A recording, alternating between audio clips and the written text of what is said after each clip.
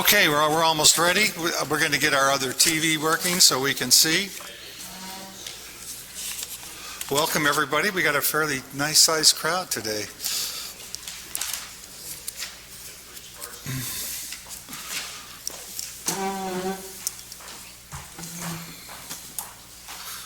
Okay, we'll start with the Pledge of Allegiance.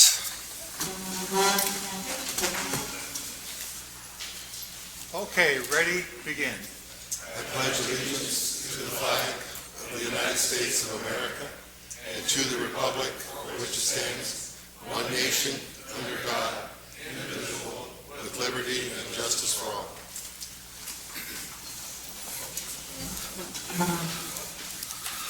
Okay, Harmony, can you verify quorum? Yes, sir. Director Nathan? Here. Director Berringham? Here. Director Odell? Here. Director Poland? Here. President Walty? Here. 5 present, quorum met. Okay, the next item is the approval of minutes. Do I have a motion? I move to approve the minutes as written. Second. All in favor? Aye. Aye. 5 in favor, motion carried. Okay, we have official public comments. Darcy, you can come up.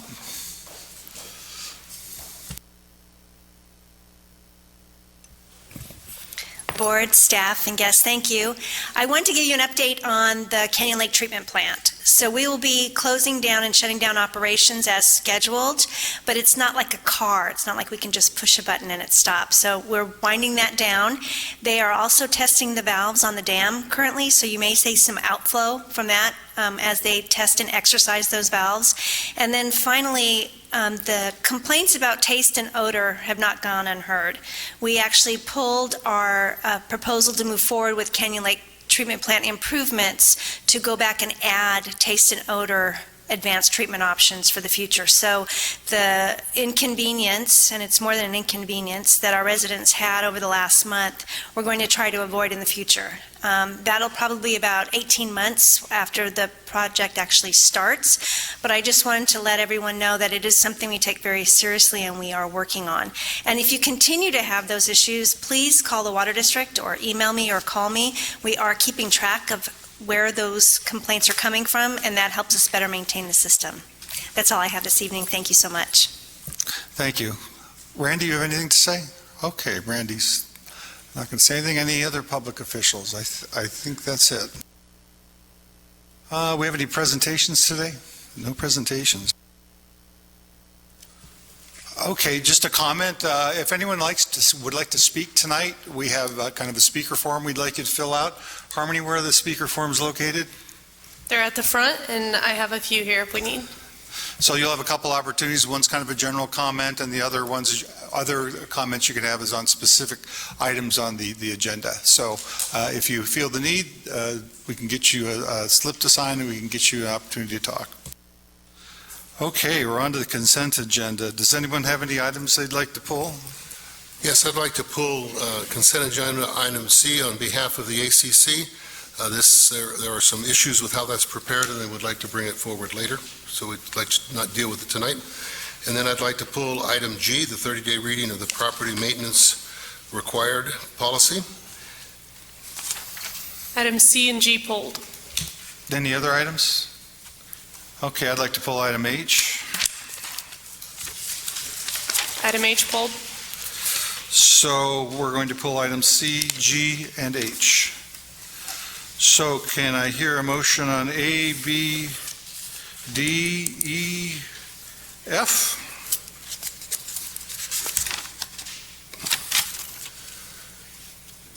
Do you make any motion, or you're looking for the one? I'm looking for a motion. I give you that motion. Is there a second? Second. All in favor? Aye. Aye. 5 in favor, motion carried. Okay, we pulled item C. Do we have any discussion on item C? No, we're just going to just remove it. Okay. Just remove it. Okay, item G. Do we have a discussion on item G? Yes, I'd like to have Cheryl present the policy change that they're recommending for 30-day reading. Good evening. The purpose of the change in the rule basically is for two things. To give an example of what we're looking at for property, stored items around the property, and also the increase in the fines. The increase in the fines is mainly due to because of $50 a month is not enough money. Sometimes when somebody wants to store stuff, it's actually cheaper to pay the $50 a month than it is to remove the stored items.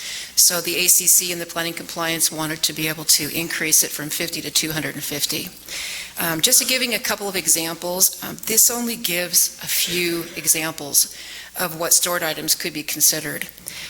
Bags of trash, garbage, items for recycling, or need to be taken to the dump, vehicle parts, anything that's normal, such as patio tables, patio chairs, fireplaces, things like that. That's not what we're talking about. But if there is a conglomerate or over excessive stored items in the back or that's visible to the neighbors, to the street, lake, or golf course, that's what we're referring to.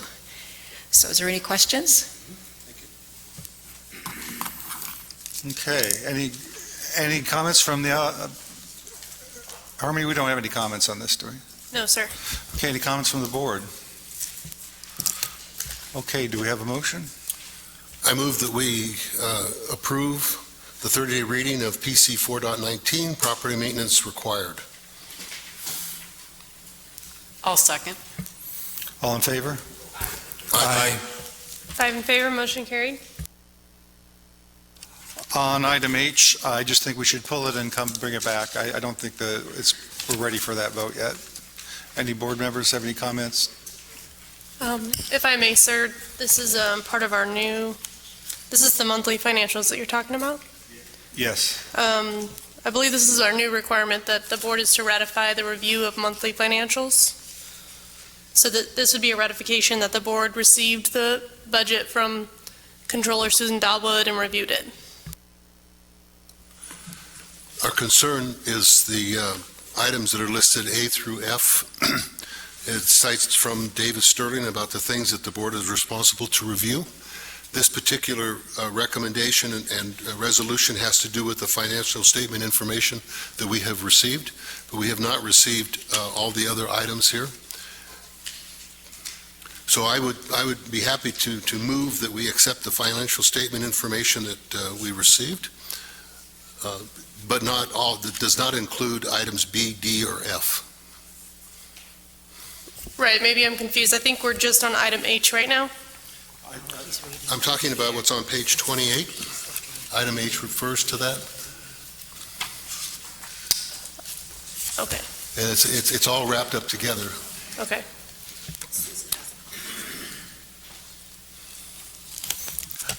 If you'll allow me, I'll clarify just a little bit. The recent Davis Sterling regulation has added a lot of reports that the board is now going to be required to review. Most of the homeowner associations in California, I don't believe are as large as we are. The information that's listed on this list is a lot of volume. It's a lot of detail. I think it would be best if we confer with each other and decide exactly who has to review what and assign those tasks, and then I can prepare the reports. The financials as they have been presented are basically financial statements. The general manager generally has been reviewing bank statements, and the finance committee gets some more detail. But the detail listed in this board action item is down to the check level. And so for that reason, I think it might be wise to postpone this discussion and make a presentation of more detail. And Harmony, when we had them present this before and approve it, they were just approving financial statements. There's some additional information on this board action item that is what's causing the concern.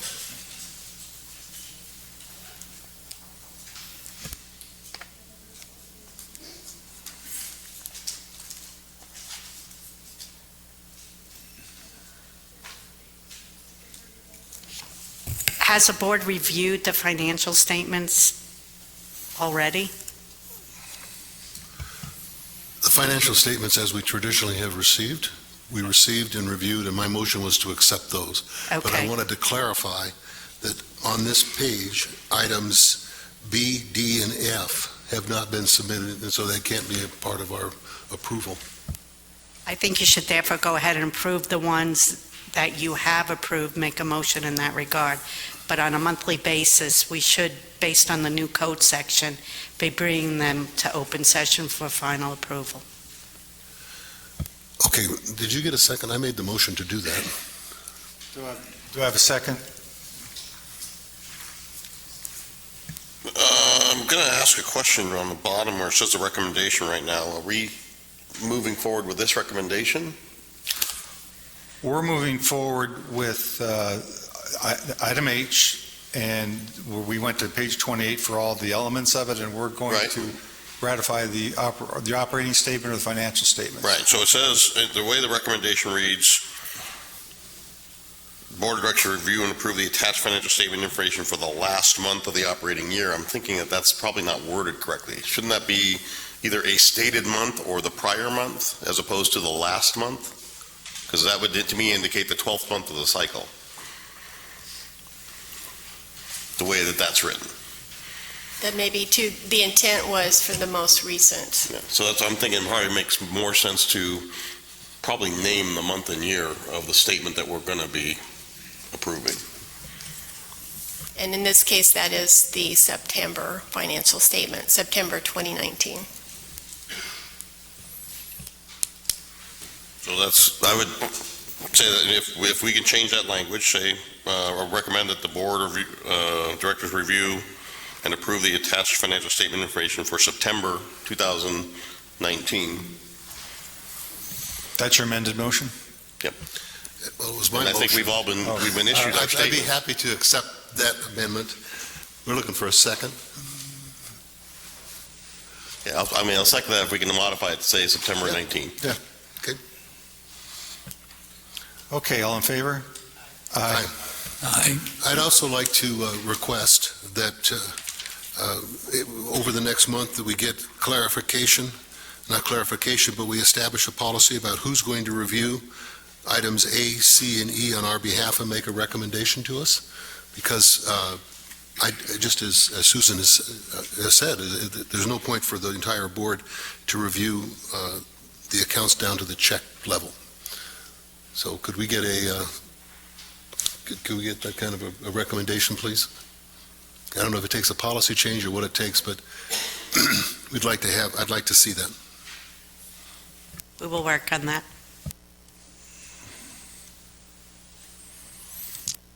Okay, we're on to item 6, board action item. Eric is going to give a little discussion about funding the Canyon Lake Golf and Country Club Monument Fountain as part of the refurbishment project. I went out to the golf course. I think it's looking great out there. I think I'm pretty happy. We have a missing fountain, though, and I think Eric is going to give us some information.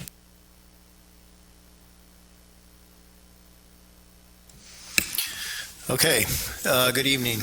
The old water feature and signage at the country club was removed during the parking lot project. We have always intended to replace that signage and water feature with a new monument sign and a new water feature that will be similar, look similar, and have our updated logo similar to what we have at the main gate, on a smaller scale, of course. It'll incorporate the same rock that we have on our new sign at the country club and the same type of lettering that we have on that sign and also at the main gate. We have several working drawings being finalized. We'll show you a pretty close to final rendering in a second here. You can go ahead and show it, actually. We have a hard bid for this design here for the construction. Still waiting for the signage and lettering costs.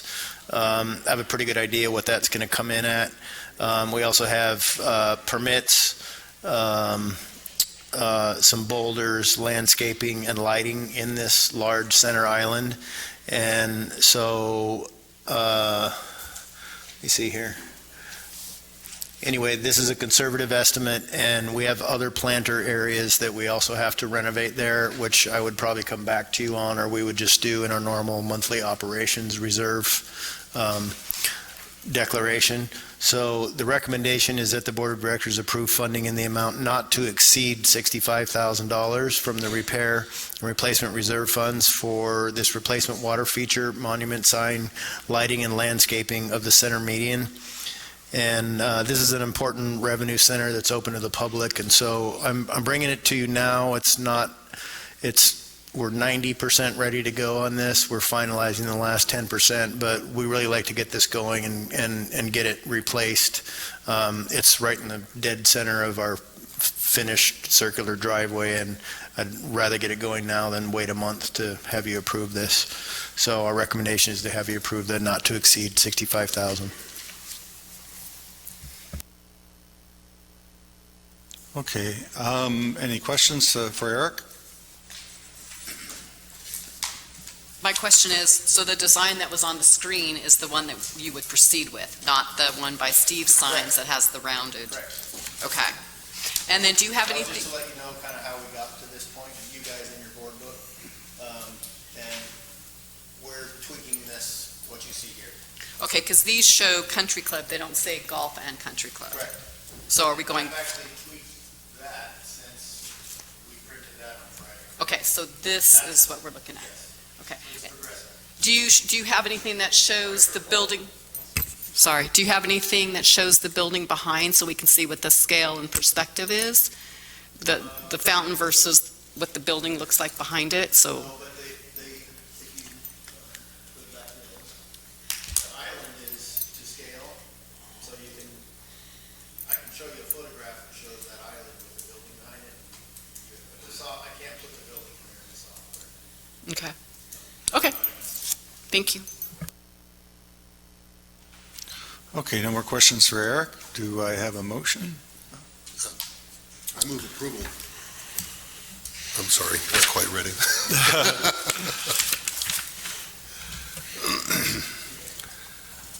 I move approval of funding for the Canyon Lake Golf and Country Club Monument Fountain Refurbishment Project at a cost not to exceed $65,000. Second. All in favor? Oh, hold on. Do we have any comments from the? We do, we have The Travis Montgomery.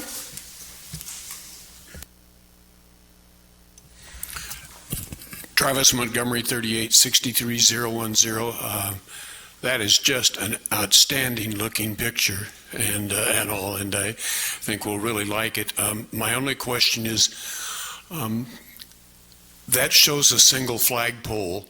I heard today that it was the old one with the yard arms, et cetera, is being refurbished or something, or there'll be one like that put on there, and I just wanted to clarify that. That's correct. The rendering software, Okay. you can pick a clip art flagpole and put it in there. Doesn't have that style cross-arm nautical style. We were going to refurbish the old one. It's probably not worth saving, so we're going to have one constructed the same way. Everybody agrees that was a nice feature. It allows you to fly 3 flags, and that is absolutely the intent. That fine. I just want to make sure that because we had a group that was interested in the third flag especially. So, okay, thank you very much. That's just outstanding looking, really classy. Thank you. Glad you like it. Okay, Harmony, any other comments? No, sir. All right, any board comments about the project? I think this is the same contractor that did the main gate fountains, right? It'll be a team. One contractor does the signage, the lettering. Same contractor did the main gate and the country club sign. And yes, probably the same contractor that built the actual monument sign at Main Gate provided us that rendering and the bid we have. So you'll be the same team. And that's the idea, is so that we come up with the same finished product. Right. Similar. Yep. Okay, thank you. I'd just like to say, I think it looks great. It's nice to have the community bringing some new elements to what you see when you come into our community. Okay, all in favor? Aye. Aye. 5 in favor, motion carried. That was our only board action tonight, so the next item is member comments on non-personnel issues. Harmony, do we have any members that want to come up and comment? Yes, we do. First up, I don't have a name. I have a track on lot 3868149.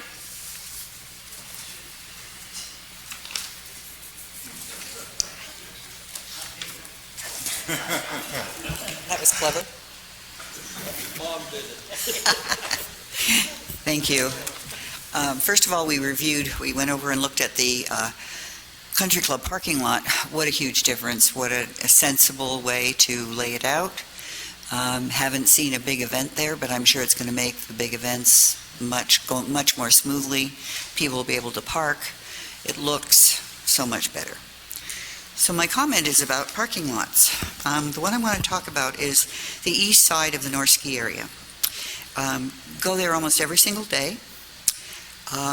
It's contiguous to the fire station, and as you know, we residents have to park at the fire station in order to access the gate at the back of that parking lot. And that has always stuck in my craw. There are 3 parking spaces at the back of the parking lot. I call it the south side. These are for trucks or vehicles with trailers, and there are only 3 of those spots. Then there's a whole bunch of spots on the east side for trailers only, marked with signs. And then behind the Oleander gate, there is another 5 or 6, maybe 7 or 8 parking spaces that say trailers only. I think it is those 8 spaces that are most often violated as far as the use. I think it was last Monday, maybe yesterday, there were 4 trucks parked in the spaces clearly delineated for trailers only. If it had been my car, I'm certain I would have gotten a ticket, because everybody gets tickets if they don't have a trailer. When there are events, it's a very curious thing.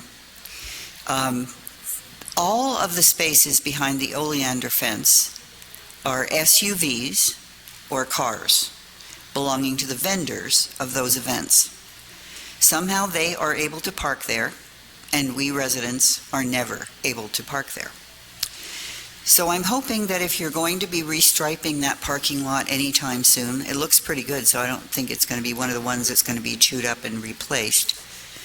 I would ask for a couple of spaces for those residents who are not there with trailers and who are not there as vehicles with trailers, so that we can access that area, even if we just wanted to go for a walk. If we wanted to go through that back gate with our dogs, fine. It has always bothered me that we have to park at the fire station, because to me the parking for the fire station should be fire station parking. It's simple. So I'm hoping that you'll give this some consideration to make some spaces available for those who simply live here and happen to pay our assessments. Another thing is, it happens when time goes on and there are rules made and nobody follows them. But there is a rule that the access to the launch areas cannot be closed off. It's a simple case of a very serious accident occurring in the North Ski area and instant access to the fire department and emergency vehicles. And yet, during the last events, there have been cones along that ramp closing them off.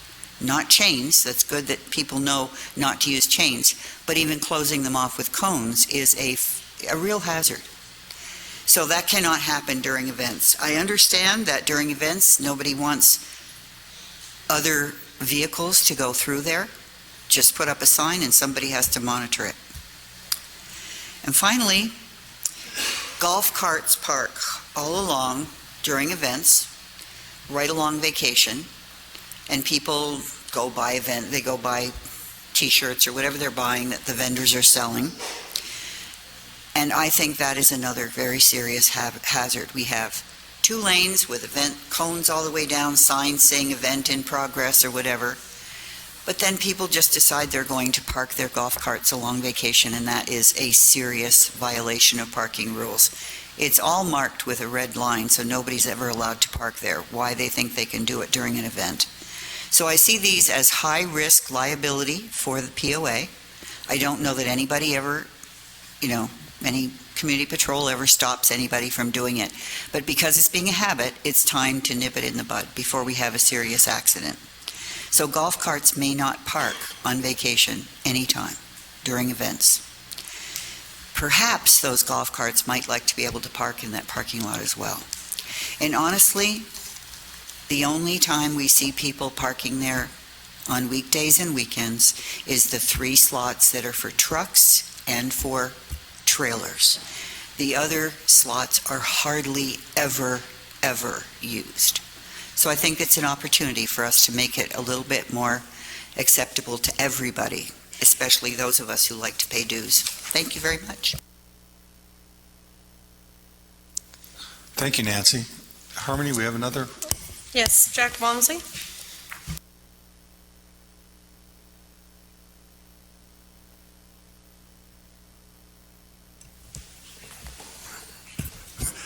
(3831) Lot 40, Jack Walmsley. First of all, I'd like to congratulate Eric and I'm sure Steve for doing an excellent job on the parking lot.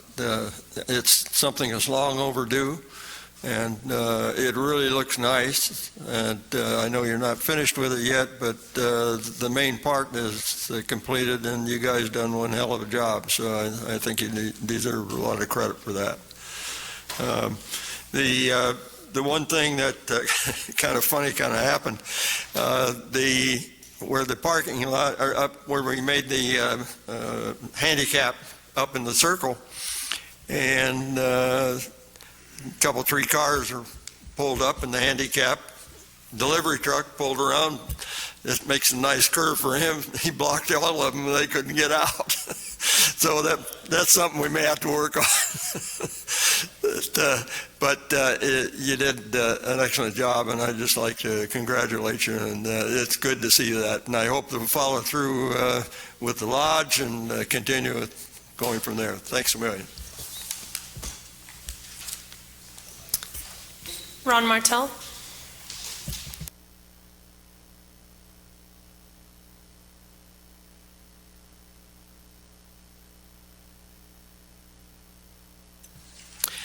Ron Martell, 3868 198. On behalf of the Canyon Lake Fine Arts Guild, I'm here to discuss the new sound and lighting system proposal for the lodge, specifically the Holiday Bay Room. And before I do, I'd like to speak on behalf of the 60-plus clubs and organizations to say a thank you to the POA board and staff, especially to Lynn Jensen, for revising the sanctioned club renewal packet. We have heard nothing but positive responses to the changes, so we are prepared to move forward. Thank you very much. Regarding the primary topic, the sound in the Holiday Bay Room right here of this lodge is far from desirable, to say the least. I know I'm speaking to the choir, okay, because everyone here understands it that's been involved in any club or just for meetings just like this. You're well aware of the problems as well as some of the proposed solutions. However, many people in the community that might be watching right now today are not aware that some actions are in the process of being taken, and they'd be very pleased to hear of this progress and this proposal. So that's really my purpose here today. The ceiling in this room is it's too low, okay, as far as for sound and audio. It was built for other purposes, and sound was not in mind when they built it that way. The glass wall over here on this side, as well as these hardwood floors, makes the sound bounce indiscriminately around the room, causing piercing and or distorted sounds, especially as you get music or other types of events. So depending on where you're seated, you get different unpredictable results, making it difficult for any technician to balance. The speakers, in the front of the room, if you place them there, the people in the front rows get blasted out. And if you place an additional set of speakers in the back, then you get propagation delays and you get levels of distortion and random amounts of undesirable sounds. The current lighting system, as you see here, those are 500-watt bulbs. They're very difficult to move the settings. You have to get the big ladders out, and then you have to be able to make a lot of changes, as well as if you want any types of colors, there's different types of lenses you can put in front manually. So they're just not the type that you normally see in most settings today. The Fine Arts Guild has conducted a computer analysis of this room, of the sound, of the lighting, to best understand the current problems as well as the potential recommendations. And we have reviewed those with staff. We've proposed this in 3 phases. The first one is phase 1 is to get soundproof curtains, which Eric and the POA staff has already implemented, and we, the Fine Arts Guild, have already used for one of our concerts and have noticed there was noticeable differences. So again, we are very appreciative of that first phase. Phase 2, and that is to get properly sized speakers mounted near or from the ceiling rather than at a medium height, very high into the ceiling up front, as well as a second set about halfway back, but have them computer with an analysis and set propagation delay so that you take away the distortion. You can take the volumes down much lower in the front because you have an additional set of speakers positioned there. You can model this so that, and actually we have, so that you can actually position those in exactly the right places with the right size speakers and be able to get a better sound all the way around. You're still not going to fix the room, okay, but you're going to be able to actually make it much more palatable for almost every event that you can do. Also then for the lighting in phase 3, you can get programmable low wattage LED lighting systems with an extensive color palette and movers to dynamically controlled from the floor. The Holiday Bay Room is one of, if not the most, utilized facilities in our community. Therefore, this new system will benefit a very high number of homeowners in the community. And, I don't know if I mentioned it, but the Canyon Lake Fine Arts Guild will offer a donation of $10,000 to help get this thing moved forward. And so I thank you all for your time. You guys have been very cooperative right from the beginning of when we first mentioned this, because it means something to everybody. And so, again, I'm just making it's an awareness issue. So thank you all. Ron, I can let you know that we're proceeding with the second phase, which is the speakers.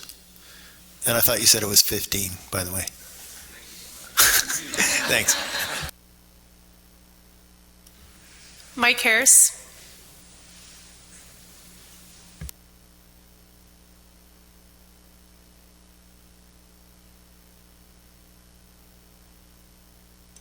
Mike Harris, 3863-086. I wanted to tag on to what Ron said. How about adapting something for the hearing impaired? You know, like, because I can't hear. My ears are maturing too fast. Thank you.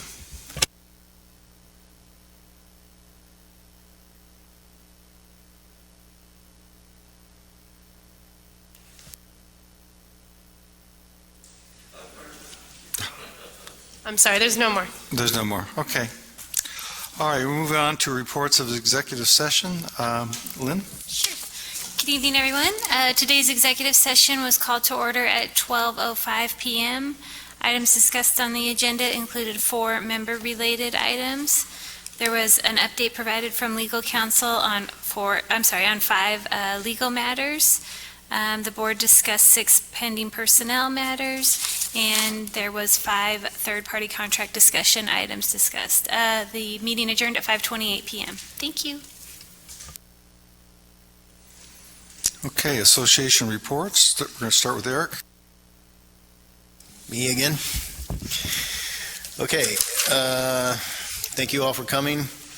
The paving project is going well. As we talked about a little bit, the country club is done. We got an incredible amount of work done in 3 weeks. The contractor's performing pretty flawlessly at this point. We definitely hired the right team. They do multiple trades in-house, and we needed all of them at the country club, and it was no small feat to do that amount of work in 3 weeks and be open right on schedule. So we're very happy about that. We talked about, we have some final landscaping, lighting, the fountain, the sign left to do over there. So we're excited to get that all finished and replace the sod and get all the landscaping looking good. The golf course looks amazing after being overseeded, so really want to get the parking lot landscaping looking as good as the course looks now. The pavement contractor is currently working on the operations yard and a large retaining wall behind the equestrian center where the dumpsters are. Also working on the equestrian center entrance, Galt Field, Holiday Harbor, Sierra Park, Indian Beach, and Eastport. We concentrated on the country club, all hands on deck during that 3-week period, and before that they were able to get some work started at these, and they've kind of scattered and gone back to those different areas. We will be sitting down with them this week and finalizing a schedule for the rest of the parking lots. Most of the parking lots will remain partially open, and so we'll give the public notification well in advance if we have any hard closures where we have to close the parking lot for a couple days or something. And the lodge, for instance, we intend to do probably in 3 or 4 parts. We're probably going to get started on this, the ramp down to the boat docks. That won't really affect people because there's still access with the stairs. And then when we start on the parking lot and the retaining walls, the lodge will start down by Sunset Beach and get that finished and access down to that lower area, and then we'll work on the middle and we'll move up. We haven't picked a date for that because there's so many events to schedule around here at the lodge, but a hard closure here will be very rare, if at all. And like I said, when we have that schedule, we'll make it public. We also did, during the closure, we also did some additional work at the country club, replaced some stone countertops, added stone countertops on the half walls upstairs in the restaurant. We replaced all the interior doors at the country club upstairs and down, completely renovated the men's locker room downstairs. I don't know how many of you have been there, but it was stuck in the 70s and it looks a million times better now. We also replaced the glass door, or the doors into the Magnolia room, with new glass storefront doors. That room also has a new ceiling. Shortly, we're going to be working on the stairs from the deck or second floor down to the Magnolia room level. North Ski area improvements are also underway. We've done the demolition. All the information, what we're doing, there's a fact sheet on our projects page and describing in detail what we're doing there. Basically, we're improving access, better stairs, walkway, ramps, picnic area, and shade. That will probably be done this month. Nancy, we will look at your concerns about the parking. I haven't had a chance to pull up the striping plan while we were here today, but we will definitely look at that. At Happy Camp, we replaced all the docks there, and we'll be adding a second swimming area, roped off swimming area over there. Our propane dispensing station at Happy Camp has been a long regulatory and permitting process. That's 99.9% complete, and we're hoping to have that open and selling propane, refilling propane, hopefully next week, which is good news for RVers, just in time for desert season. That'll be nice and convenient for the people with RVs and campers. Roadrunner Park restroom, the plans are being updated to current building code. They've been around for about 10 years, and the code has expired probably a couple times since we started the design on that. So we went to submit it, and now we have to update for code. The city has also required an ADA ramp from the street down to the bathroom, which increases the cost of that bathroom substantially. We completed surveying for that ramp design last month, and we are currently working on a design for that ramp and trying to build a cost-effective way for ADA access down to this new restroom. So this project seems like it's taken forever, and every time we turn around, there's some other hoop we have to jump through, but it's definitely not dead. We're going to be building a bathroom there. The pool deck replacement should be happening, what month?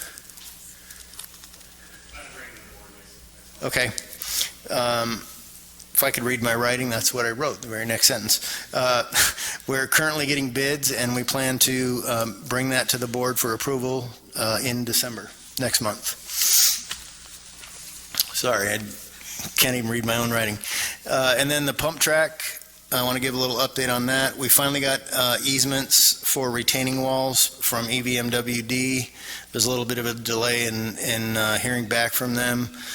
So now we are working on grading plans that coincide with the approvals we have, and once those are done, we'll try to phase the project and submit phase one, which would be the retaining walls and the grading for permits. So that project's actually starting to move again. Hit a little bit of a delay, but it's kind of back on track. LED signs at the main gate. We've made preparations to install those signs at the main gate, and we should be doing that in the coming weeks. Okay. We got permits for those from the city. Sign installation should be completed in November. The dog park, I see Rita's here. The dog park is scheduled to start in December. The improvements in the small dog park and relocating that over closer to the condos.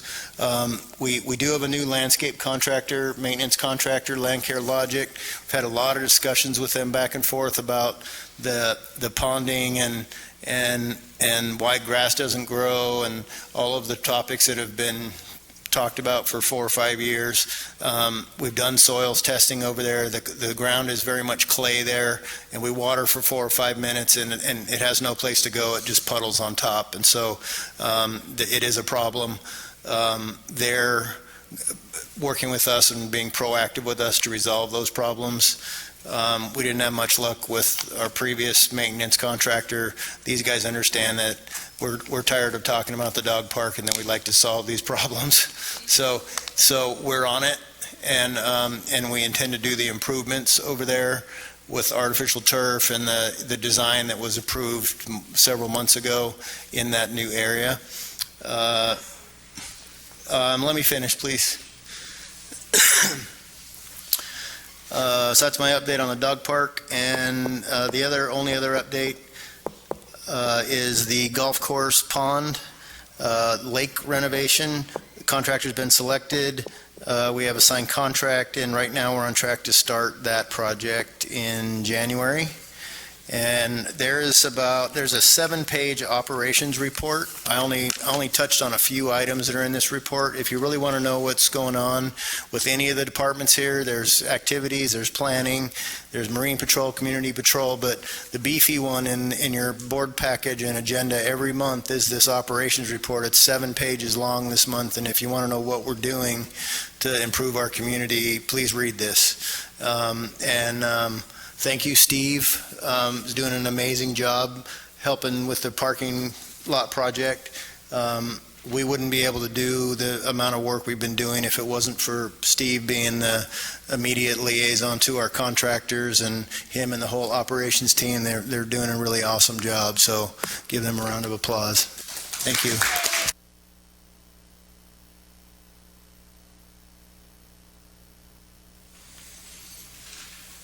That's all I have. Thanks. Steve, yeah, thank you for all the work. We just go down the parking lot. It feels very different. The concrete looks great. The fountain will just kind of make it unbelievable. So, yeah, thank you for your work. Hey, Bill, you're up next. Last month I gave you about 2.5 minutes. I'll give you a full 3, and even take 5 if you like. But Good evening, everyone. I actually have no major reports regarding service or policy tonight. The only thing I would like to mention is regarding our parking policy and how it will be enforced going forward. Currently, vehicles parked on the street that receive citations, for the first violation, they receive a warning. And it's been that way for a couple of months now with all parking. The one change that we will make is that anything considered a safety violation will no longer get a warning. So that is things such as utility trailers parked after sunset. A lot of them are dangerous and you just can't see them. So anything like that that's considered a safety violation will no longer receive warnings. Other than that, it's business as usual. That's all I have. Okay, thank you. Corporate Counsel, Nothing new to report this month, thank you. and we have the staff reports as written. That was what Eric was referring to. So take a look at your pamphlet. All right, this is going to be a short meeting tonight as far as the main meeting. I can see my wife and kid tonight, so that would be kind of nice. Board comments. All right, holidays coming up. I think, Bill, you'll have probably extra staff on Thanksgiving Day for sure, but for all those out there, just remember the e-pass, any alternative that you can get to your visiting guest ahead of time. That'll help to alleviate their wait at the gate, but if you come prime time, we're going to be doing the best we can, but expect that there might be some waits for the guests that are in here or not in here yet without a pass in advance. So e-passes might be the way to go with a lot of the people that are trying to get something to their visiting guests beforehand. Reminder to vote for all the people that haven't voted. We've got last count I saw was just over 1,200 people voted, so we're still missing about 75% of the community. Even if you don't care, sign it and send it in saying count for quorum, vote on only the things that you really want to vote for, but at least turn the vote in so that we can get as many responses as we can. And RFIDs, we have been talking about this for a while, but we're moving ever so close to making it so that when you have an RFID on your car, you're going to be able to get in the gate easily. And as the trying to downsize the staff and reduce our staff hours for gate guards is going to mandate us to have more RFIDs in the cars and less people at the gates. So if you don't have an RFID, you might find yourself waiting compared to what's happening right now. So probably next year we'll be phasing it in, but if you don't have an RFID, go get one. Thank you. I just want to say ditto everything that Tom said, but I also want to give my congratulations to Thomas here at the Lodge. I think he's doing a wonderful job. I heard that our Halloween bash was an absolute success. He said it was extremely busy, so I just want to congratulate him. And I also want to just say happy Thanksgiving to everybody, since we won't see you until after then. Thank you. Yeah, I'd like to say thank you very much to the staff for upping the level of communication with the community. If you've probably noticed that the Friday email newsletter that's coming out has articles in it with updates of information. I especially appreciated Eric's report tonight. I hope you noticed that he addressed very pointedly some of the issues that have been floating around and things that we've heard in open session. And I appreciate that, and I look forward to more of that kind of information being passed along. So please be attentive to that.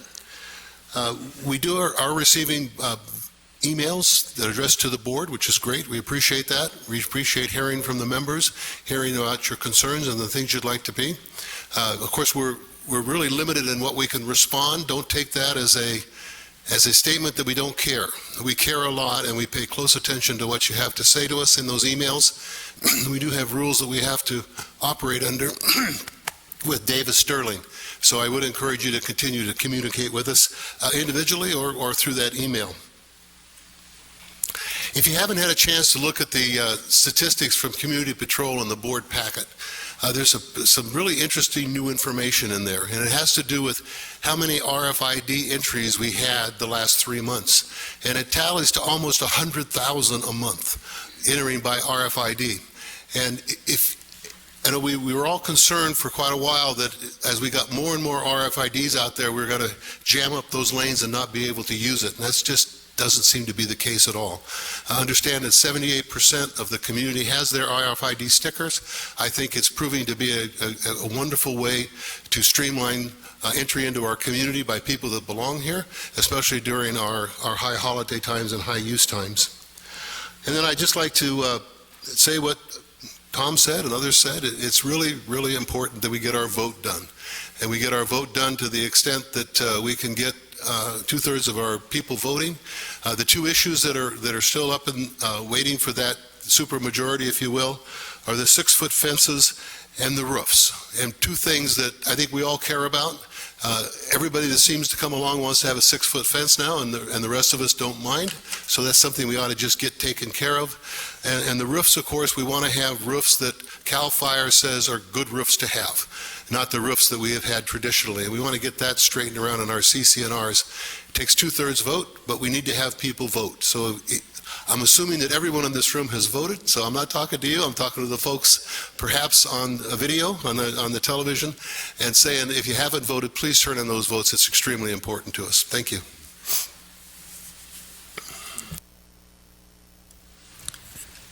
I just want to inform everybody that the Senior Center has a boutique this coming Saturday and Sunday, and that is between 10 a.m.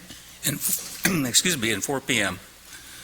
Also, Veterans Day, the City of Canyon Lake will honor veterans on Veterans Day this coming Monday, November the 11th at 10 a.m. at the Town Center.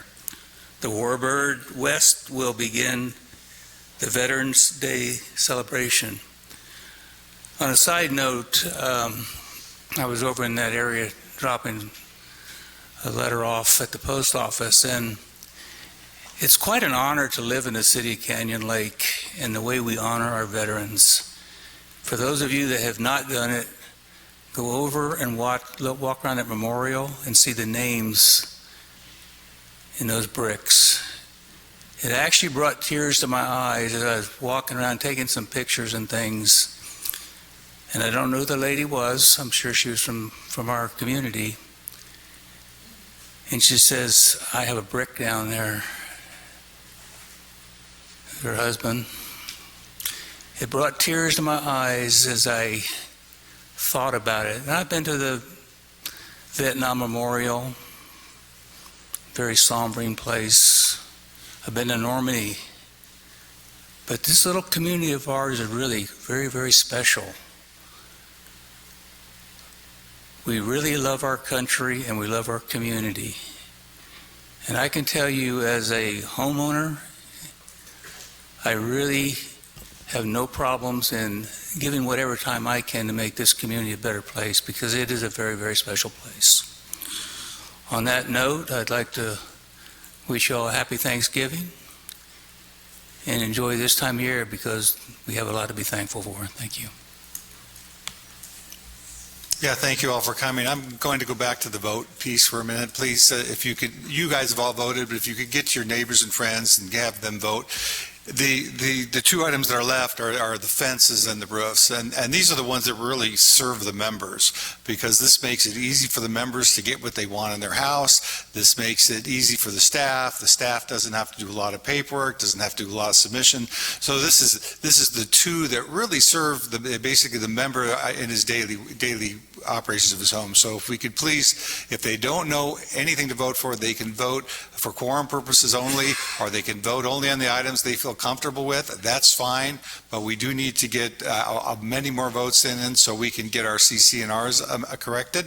The CC&R corrections, this is one of the phases. We have a number of we have at least one more CC&R correction we need to get done over the next couple of years. When we did this community, we did not do what they do today. Today they do one CC&Rs and they roll all the houses in as they're being built. Well, in the day when they did this, every little subdivision had its own CC&R. So we operate under I think it's around 26 CC&R packages, and it's just money for the staff to have to work around it. It costs our attorneys money to review 26 different CC&Rs to tell us what we can do.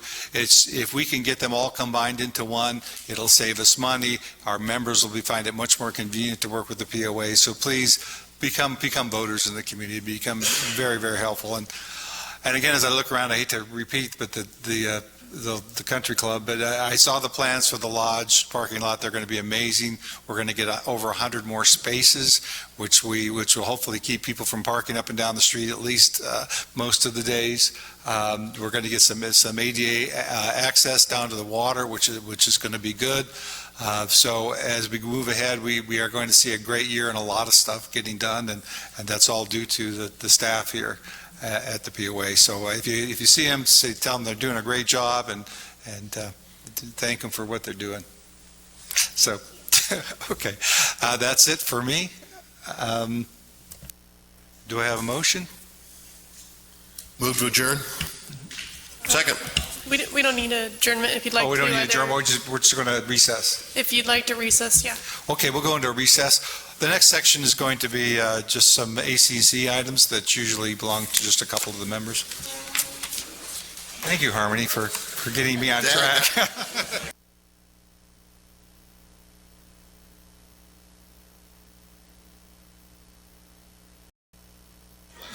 Okay, I think we're almost ready to start with the next section. Obviously not. Could I have another minute, please? Sure.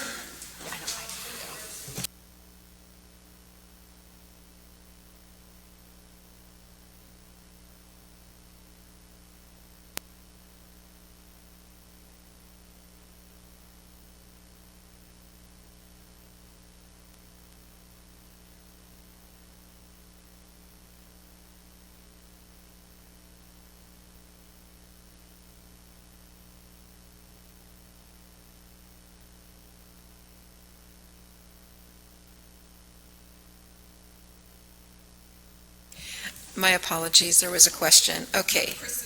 Oh, he's not here yet?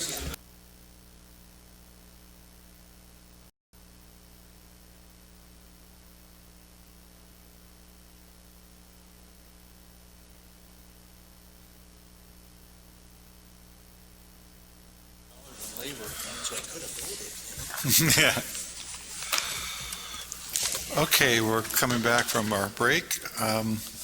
We're going on to some ACC appeals. Cheryl, looks like Mr.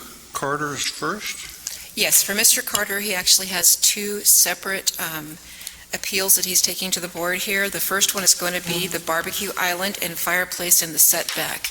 Now, back in July of this year, Mr. Carter had brought this to the board. However, during the presentation portion of it, the board was directed to have Mr. Carter do what we call a variance, where we would notify the surrounding neighbors, let the neighbors know that there is a CC&R violation. When Mr. Carter did do that, and then it did go back to the committee, unfortunately, Mr. Carter could not supply, justification. There's no topography issue at this point in time. I believe, Mr. Carter, would you like to come up, please? So at this present time, what he has done is, if we go ahead and go to the plot plan, which is Exhibit 1, this is the current, that one right there. This is the current plot plan of which where the fireplace and the barbecue island has been positioned, which is in the 5-foot setback. So if you're looking from the street going down towards, or actually if you're looking from the lake going up, it's going to be on the left-hand side. And so that kind of shows you. So the second picture is the picture, an actual picture of the improvement. Go ahead and go to the next. This shows you right here that the fireplace / barbecue island did a very nice job. It's very beautiful. And then the second one is a side view of the improvement, the second picture. This shows you that clearly it's in the setback, and there is, I want to say that the part of it is 4.5 feet in, and the other part is right up onto the setback. The next one is a picture of the access, which is where our issue is right now, is that this access is completely blocked off. Mr. Carter had put in the barbecue island and also the fireplace without approval of the committee. And so after we told him he needed to put the application in, because it's being in the setback, the committee could not. So right now, this is the second time it's been to the board, and what Mr. Carter is, I'm going to let him go ahead and speak. What Mr. Carter is going to ask for is that the board approve this. Unfortunately, there's just not justification, so at this present time, it's really going to be up to the board whether or not they feel that Mr. Carter has enough justification based off of the variance that was submitted. So before we go ahead and do anything further, let's go ahead and have Mr. Carter take a few moments to address his appeal. Good evening.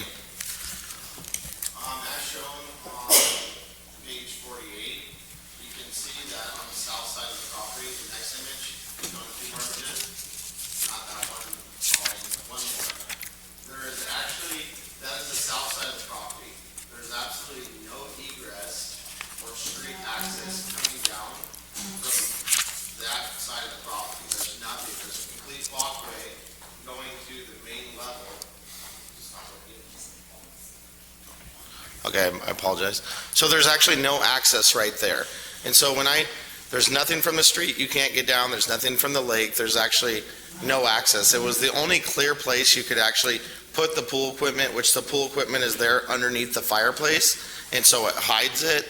It looks aesthetically very nice, and it actually is the most egress-free area of the backyard that you could put it. There's no access there. It's a corner that's always been there since the house was built. And there actually was, prior to me purchasing the home, there was a structure down there that we demolished because it was old and decrepit. So we broke that out and just kind of utilized existing conduits that fit up for propane and for electric power going to the front of the residence. So everything was essentially there. There's no access there. It's nothing. I mean, it's the only actual place that the pool equipment can go. I didn't want it there. We just kind of worked with what we had. I submitted my pool plan. It was approved. I was told I was going to need some sort of enclosure around it so it was not visible from the lake. And so that's where the fireplace came in. The building department came out and inspected everything. And I thought I was going on the right track. And then the ACC committee came out and inspected it. And that's when the red flag went up. But again, that side of the yard is useless, the south side. You can't access it from anywhere. It's the safest place to put it. That wall is actually on my property line as well. That's my property. I built the wall.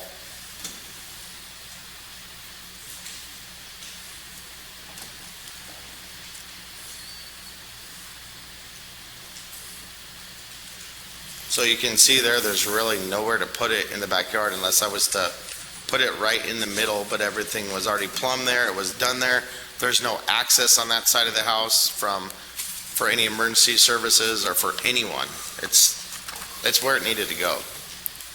I understand the setback issue and I understand everything about it now after going through this, but essentially there is no setback on that side of the property. This drawing would lead you to believe that there's a 5-foot setback on both sides. And I was intrigued by this pop-out or whatever it is that the electrical equipment is mounted to. What is in there? This is back behind there. You said it's been there since the house was built?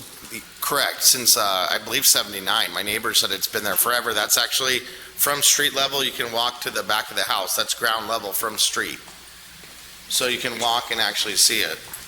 And there is an original drawing that I saw, which is into the site plan, page 52. But that's how the property was. It's how it's always been. And So I assume from this, Cheryl just gave me a copy of the elevations. I apologize. If you look on page 55, you can see the house as I purchased it, and you can even see on there, to the left side, you can see the walkway going back, and I have supporting documents for that too. There's no access there on the left side of the house. I pretty much took the house, and you can see it's the same on that image, and I just put lipstick on it, cleaned it up, made it real presentable and real nice. I mean, it's been a lot of work and obviously a lot of frustration. You had go ahead. I'm sorry, I didn't quite get my answer. So the walkway, the handrail, I understand that's all above. So at some point, somebody enclosed this underneath here? That'll go into the next variance we're going for, but when I purchased the house, That's the second variance. Yeah, that's a appeal. complete, right there where you see those two doors, that was a complete granny flat, like an apartment down there. There was 2 bedrooms, a kitchen, a bathroom. I ripped out the whole center of that and just made it open patio, ripped out all the bedrooms down there and cleaned it all up. So I appreciate that. Would you go back to the picture of what I was talking about? Maybe you got to go the other way. There it is. That pop out. Now that was not part of the original construction. Somebody's infilled that underneath the walkway. That's what I'm trying to get to. What's inside of that? dry storage. It's part of that same room underneath the house, that same patio. It's the same area. That's actually a walkway going directly to the street, and it's, like I said, my neighbors have always said it's been. I'm sorry, I'm just trying to ask about what's below the walkway, because it's built right to almost to the property line. Open patio. Is it open patio under there? Yes, there's a So stair, that could be opened up, of course, to get the egress, because that's the only thing that's really blocking the egress. you'd have to put stairs there or something. Because that street, that goes up. That's just open patio underneath. The HCC committee came to my house, walked it. That's actually next to that, directly to the right of that pop-out is a stairwell leading up into the house, in the ground level, the livable area.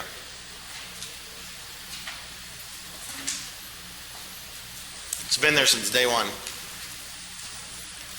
I have complete pictures and, No, I believe you. yeah, And you purchased the house in what year? 2 years ago. 2 years 2017. ago. Correct. Okay. And was there any inspection during the escrow process about where there were possible code violations? Yeah, there was an inspection, and the only thing they beat me up on was the air conditioning units located in the setback, which is on the northern side of the house, not the southern side. But they walked the whole property, walked down that side and everything else. That never came out. Okay, thank you. Cheryl, a couple things. The pool equipment, it was on a plan, approved plan? If you don't mind, I'm going to have John address that. Okay. We did not approve the pool equipment over in the setback. It was at a different location. Unfortunately, the pool plan is not part of this appeal, so. It's in the back. But it's in the back, but I just can't remember where exactly they were going to put it. So the pool equipment was moved into this side location. So, and as far as the pop-out of the wall for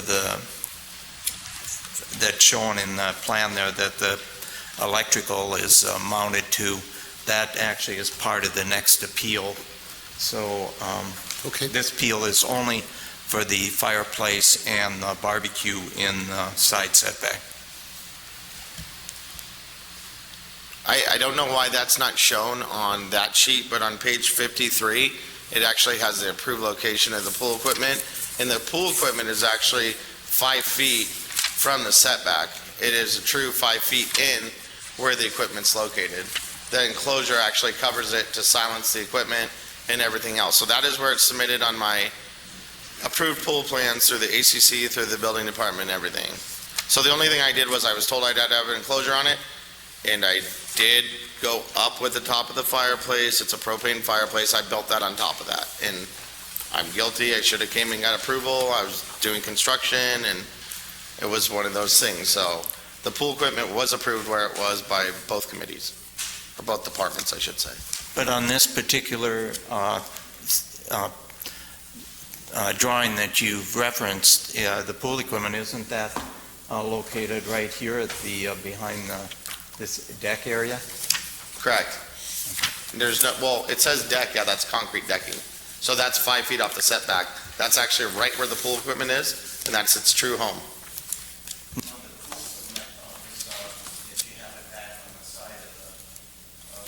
The electrical panel, all the pumps, filters, all the main equipment is right there where it shows. So the only thing that the pool control panel that's mounted on the wall, that's there. And if that's going to be an issue, that can be moved.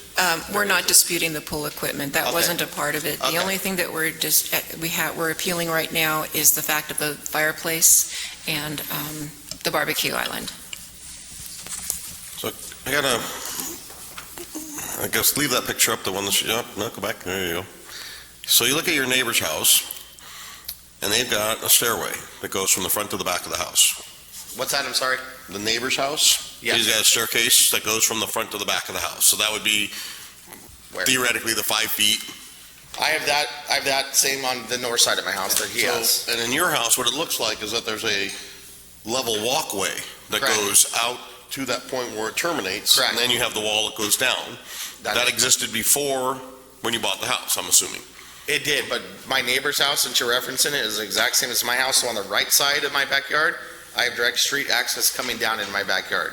Right. So on the left side of his property, just like mine, he has the same thing. And so that's my question to planning, is what do we do in a situation like this where we have other houses that I think are built this way, where you don't have a true access point that goes from the back of the property to the front of the property without running into this situation? This truly is a city issue. It's not something we have an issue with. What our issue is here is that our CCNRs basically state that nothing can be in that 5-foot setback. That also includes the sides and also the rear. It doesn't say anything about access for city, fire, state or building codes. It basically, even though those are part of the codes, we basically are doing this because it's a CCNR violation. So the walkway that's elevated on his property, is that built in a place that it's not supposed to be built? 100%. Are you talking about the walkway that we cannot see? The next picture is a better representation. Second floor. Right there. Yes, that is built, that's not built according to plan. If you look at the original plan that's in your paperwork, it does not show that what I would call a pop-out. And so, yeah, I'm saying, and you bought the house and it was already like that. It's been like that since day one. I actually have pictures of it from 1984, and it's Right, so that's what I'm trying to get to. Yeah. How did that get built if it's nothing's allowed to be built in the 5-foot setback? Maybe Is that something that also was built without permission? Was it allowed in 1984? Yeah. The only thing we can base it off of is what we have in the file, and the only thing we have in the file prior to the existing improvements that Mr. Carter has done is the existing, which is back in 1977, and there is not a pop-out on that side. And there is a clear 5-foot clearance on both sides. It does not say anything about whether or not there are stairs going up that side, but it just has the 5-foot clearance. I have the original building plans that I requested, and it's 3 pages, the whole set of submittals for the building department, everything. So nothing per those plans is actually correct. I mean, obviously, you're going to reference this and try to think it's correct when they first were submitted in 1977 or 78. The house was completed in 79. But like I said, it's 3 pages, where now a full building plan is going to be, upwards of 60 pages. So back then, it was 3 sheets. So alls I know is that it was like this when I purchased it. The main structure itself, the honest truth is, I re-stuccoed it and I put lipstick on it. I didn't do anything else. I just cleaned it up. I had stucco from the original stucco, had 4 different paint colors on it. I had it floated and recolored, and that's all I did, and put some veneer on it. So I didn't change or modify anything structurally to the house. And I agree with that. And from what I can see in the pictures, it looks like this is already there in the original picture before you started. 100%. This doesn't even matter, but I have like $2,000 in fines for my air conditioning units being in the setback. How I purchased the house. First, I blocked it from the front, and then I started getting tickets being able to see them from the lake. So there was stuff on the original walk, and they did make me aware of the air conditioning units, but that was the only thing they made me aware of. And I knew when I purchased the house, I was going to immediately jump into modernizing it. And so now that we're there, the air conditioning units have been handled and everything's been handled, and just trying to get through this. Obviously, I understand the ACC, the setback and everything like that. There's no egress here. There's no reason that this essentially shouldn't be there, except that ACC rule. I do get it, and that's why we're applying for the variance. I completely understand. I've been very transparent about everything. I'm not trying to get away with anything. There's nothing you can do there. It's a dead corner in the yard. It makes complete sense. Cheryl, what was the reaction from the neighbors to all the letters that was sent out? We had no response. No response. And what do you interpret that to mean? That most likely, most of them didn't have a problem with it. The neighbors are stoked on the house. I mean, the house is beautiful now compared to what it was, so they have no problem with anything. Everyone gets along. Everyone's nice to see improvements in the area. Thank you very much. Yeah, I'm a little bit beside myself. I'm very fortunate to have it, so I'm just trying. I have 2 little kids. I can't even register my boats. I can't register my golf cart. We're not here to discuss the fines. We're here for the appeals. I'm just talking. I just want to get this done, so if you tell me break it out, I'll break it out. I just want to enjoy the community again, and I haven't been able to all summer with my children. We always have this base problem, is that if it's okay for you to kind of violate the CCNRs, where do we draw the line? And I get it. And people come forward and they do these things, and we say, you know what, we have to maintain the rules. And then, how do we make exceptions for this person and not the other person? I appreciate the way it looks and the topography, but it's, again, we're in the position, well, if this is okay, why aren't the next 5 okay, or the last 3 okay? And myself, I don't like to just break the standard. I think it looks beautiful, but it just is difficult to not be fair, completely straightforward with all the cases we work on or look at. Yeah, every house in Canyon Lake is custom, and that's a good thing about Canyon Lake. There's no cookie cutter stuff. It is what it is. There's no side access there. The whole house is in violation essentially from, the CCNR's, the 5-foot setback. There's nothing I can do about it, and that's how it's been. There was no issue on the walkthrough or anything. Like I said, I didn't change anything. That's the biggest problem, I think. I mean, that whole side of the house, the walkway, if the 5-foot setback is the issue, that's the issue. For tonight, we're not discussing the actual blockage of that side. What we're discussing is the appeal for the fireplace and the barbecue island. So please remind me that the second appeal is about what's behind there? The second appeal is actually for an enclosed area, and it's a bathroom and other items that are in there, which is below the 1397 floodplain. Okay.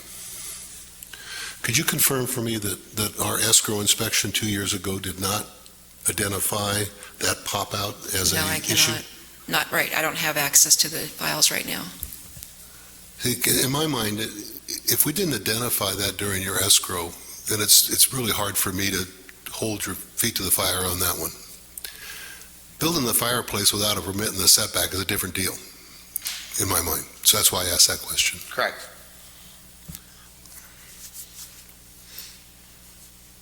It was completely inspected through the building department. I completely get how it's two separate people now.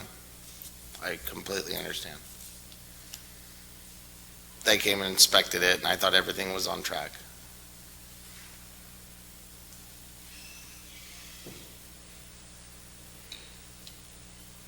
Cheryl, could you help me understand, when we send something back like this and ask you to go through the procedure for the variance and check with the neighbors, is it the intention that if the neighbors don't care, then we have grounds not to care?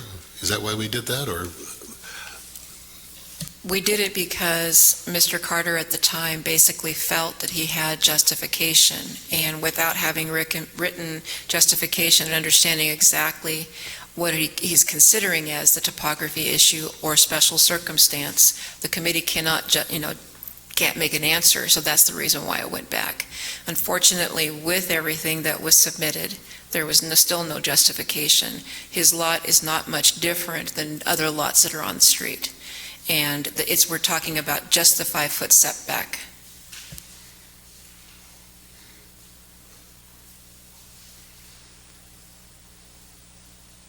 So if we don't approve this, what is the action to be taken? It has to be removed? That would actually be up to the board. Okay.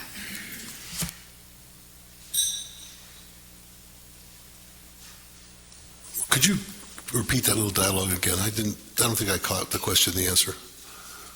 If we decide to uphold what the committee is requesting us to uphold, what is the action that Mr. Carter has to take? I'm assuming they'd want it completely demolished. So, maybe what would help me is what's the reaction from the ACC? What is their conclusion? I mean, are they going to issue fines? Are they going to, what's going to happen?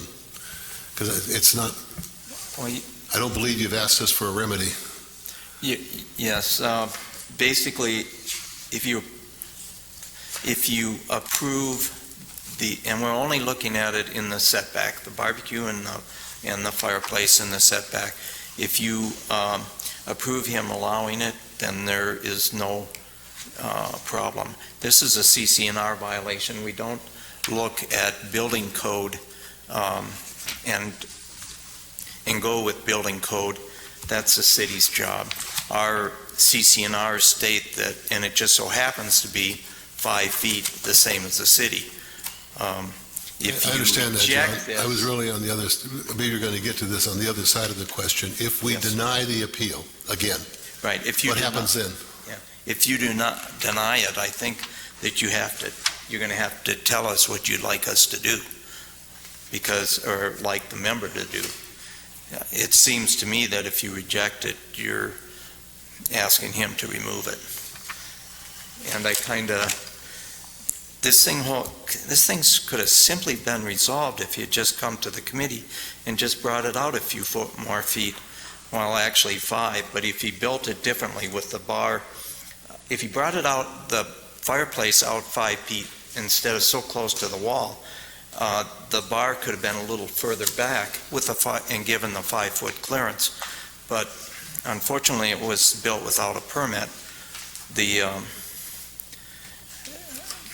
I hate to see this.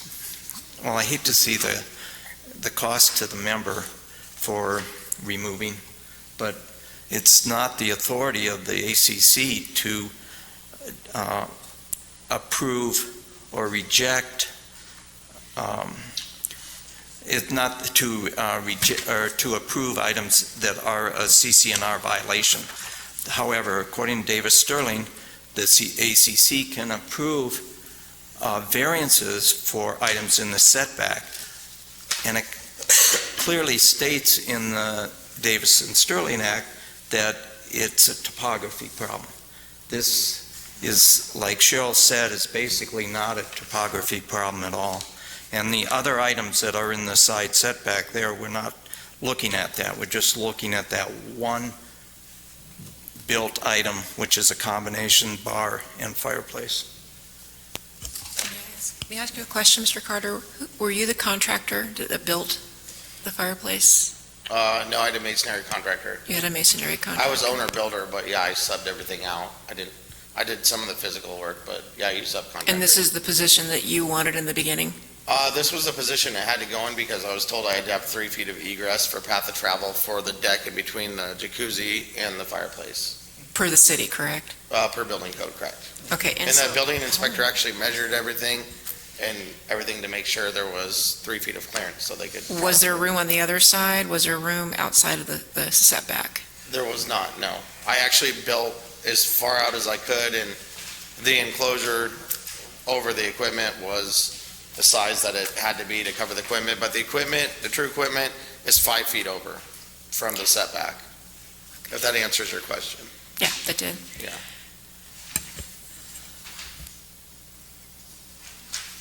Okay, so just the pool equipment that was on the plan that was approved is within the 5 feet. Where it went sideways is when he built the fireplace and the bar and went beyond, he was within 3 feet of that. So if you would, let me finish. So if he had stuck with just building it over where the pool enclosure or the pool equipment itself was, then we wouldn't be having this issue. But because he didn't get approval for the fireplace, et cetera, built it on his own, even probably knowing that he should have gotten a permit, that's where it went wrong. That is correct. Okay. My problem is once we go down the road of, well, it looks nice, so it's okay, it doesn't seem fair to all the rest of the community. I mean, yeah, it looks nice, but there's no permit, it's in the setback. Any consultation with the ACC would have said no. And again, how do I bring the next person forward and say, you can't do that? I don't see how we can. We need to be fair to everyone. I had building permits. I went and got building permits for masonry walls. Okay, so I think I would like to make a motion, because I think we've probably got all the information we need. Can I ask you a question real quick? Oh, sorry. So the wall that has the railing on top of it?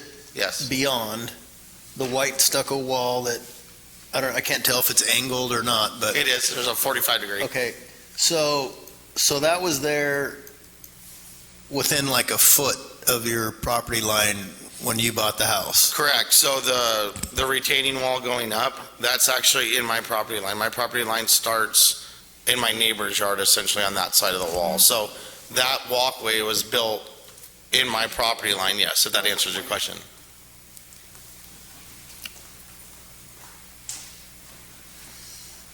So your property line is right?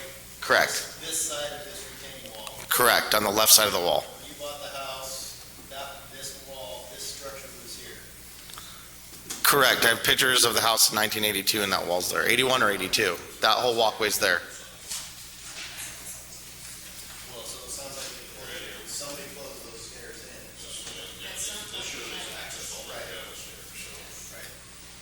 And like I said, again, in the submittal process in 1978 was probably like the Wild Wild West, you know? Can you zoom out or up, go up? So, and then the city told you you needed 3 feet from this wall to the back of the fireplace? It's actually, it doesn't look like it in the picture. It's actually 44 inches from there to the stone. So it's almost 4 feet And right what would you there. say this is, like a foot? This is, yeah, it's a 12-inch block wall, so that's 12 inches. Okay. But it's a corner, like a dead area in the yard. I understand what they're saying, 5 feet, but it's not usable space, there's no access, there's anything. I completely understand what they're saying about the 5 feet setback now. It makes sense, but essentially that part of the yard has no purpose. The other part of the reasonings behind having a setback is there's going to be 10 feet of setback for both properties. It gives a little bit of a buffer and a little bit of privacy between the neighbors so that you don't have something sitting right on your on the property line. It's weird too, I don't really understand how it works, but my neighbor's house, the Peach House, it's like 44 inches from my wall to his whole house, which doesn't make any sense to me either. So the whole house isn't even in the setback. Yeah, that doesn't look like 5 feet. So you've seen these old plans, right? Oh, I've seen them, yeah, that's what it, They show the walkway down both sides. I see that, yeah. But So, they're not, I mean, the reason that it's, in your description here, it's not usable space is because somebody did something to make it not usable space. It should have been just an access from the side of the house, from front to back, is what it looks like in the drawing to me. correct, and it is my true honest belief that the house was built Like, just for like example- this with the walkway on the side of the house. I don't think it was ever altered, I think it was built that way originally and that's how it was. Could have been. Could have been, yeah, who knows? So, But that's my honest and belief. just as much as they put a railing to curve it back into your mid-floor, Yes, they could have put a staircase all the way down to the backyard. they could have, but you can tell there was And then never. it wouldn't be dead space anymore. Now it would be an access point out of the Correct. backyard. 100%. And you can see right there on the right side of the image, that's all walkway going up. And you can tell that that concrete is old as could be. On the left side, you can tell there was never any concrete, there was never any improvement, that it's always been that way. And that's how multiple houses on Gray Fox are. Like I said, there's not even 4 feet in the setbacks from house to house. From, on the right side of that property, from my house to the neighbor's house is like 8 feet, you know? So, like I said, I think things were just built a lot looser back then, and I understand tightening it up, and I actually really, I love the house, and I love that everything's different. I understand what you're saying about the setback thing. It is what it is. It is in the 5-foot setback. I'm not denying it, and it was built to enclose the pool equipment, and that's it. And so maybe they got bigger than it should have, but that's what essentially needed to happen for it to be correct. And there's no access over there. It's just a dead area. There's, that original drawing had 3 sheets. And one of You those keep being saying cover that. The page. reason why it only has 3 sheets is we don't keep all of the structural engineer. It had all the structural calcs and everything on it.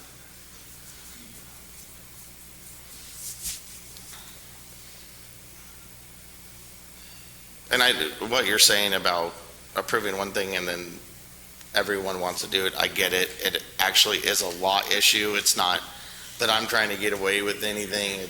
That's how the lot is, and the lot's not workable on that side of the property, and that's essentially where it needed to go. And it was already pre-plumbed, and there was already a structure down there at one point. There was a small footing right there. Okay, thank you. I hope I'm making this motion correct. I make a motion that we continue to deny the variance request. I'll second. All in favor? Aye. Aye. Aye. Aye. 5 in favor, motion carried. Okay, we have the next section.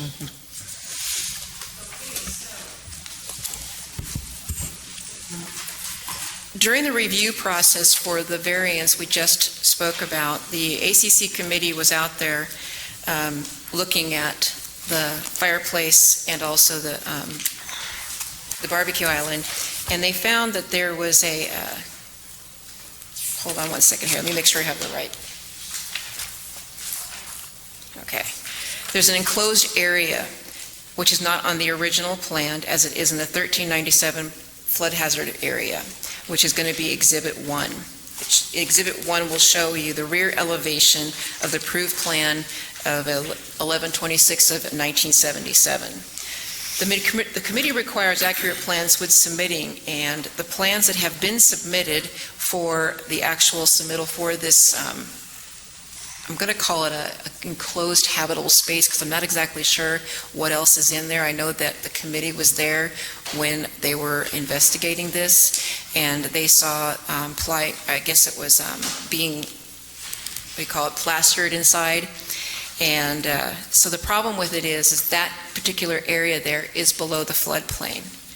Now, in years past, what we've had to do, I want to say it was 2000 to 2002, there was a study done on pretty much all of the lots in Canyon Lake, on the lake portion, where they had found probably around 30 to 40 homes that had built below the floodplain habitable space.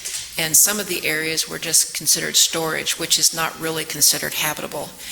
This particular house was a part of that, and it was considered just storage, not storage for like bathrooms and things like that. It was just for, I would assume, excess items. So when that study was done, there was a recommendation from the previous legal that we needed to do what was called a hold harmless agreement for all of those houses that built below the floodplain. Now, no one really knows, because we don't really look on the inside of the properties and the homes, what really was done back then, or if it was habitable at the time. We just know now that it is, and because it's become known knowledge to us that it's below the floodplain, what staff is actually recommending is for the drawings to be accurate. Now, the committee basically is saying that the current drawings that were submitted to us are not accurate. And once that becomes accurate, we still, as a committee, would not be able to approve it, but we could recommend it back to the board for approval for a revocable, revocable covenant agreement for a hold harmless. So basically what it is that should the 100-year flood come around, the homeowner's not going to blame the POA. So this hold harmless is not necessarily a normal course of business, but it's not necessarily an unusual course of business either? It's not unusual to the fact that I know that we have done one before. I would have assumed back in 2000 to 2002 that they would have done those recorded or the hold harmlesses, but I can't find where we had any of them done. But this isn't a CCNR claim, this issue of the habitable space? It is a CCNR, but it's also the floodplain. The CCNR itself, it's I listed it on there. I believe it's CCNR Section 7 for under size and placement of residence. It's item A, where it talks about the first floor elevation needs to be at 1397.5. So anything below that, the committee cannot approve because it's considered the floodplain. In the exhibit, I want to say here, did I include it? There's in Exhibit 2, there's the plot plan that has been given to us. I believe that's the plot plan that Mr. Carter had supplied that the committee says is not accurate. And so what they're requesting is the board send this back to us, to the committee, and give us an accurate plan of the floodplain, of what's in that floodplain. And then even if it is something that we can still consider habitable, which I believe it is, then it would still have to come back to the board for the actual, the revocable hold harmless.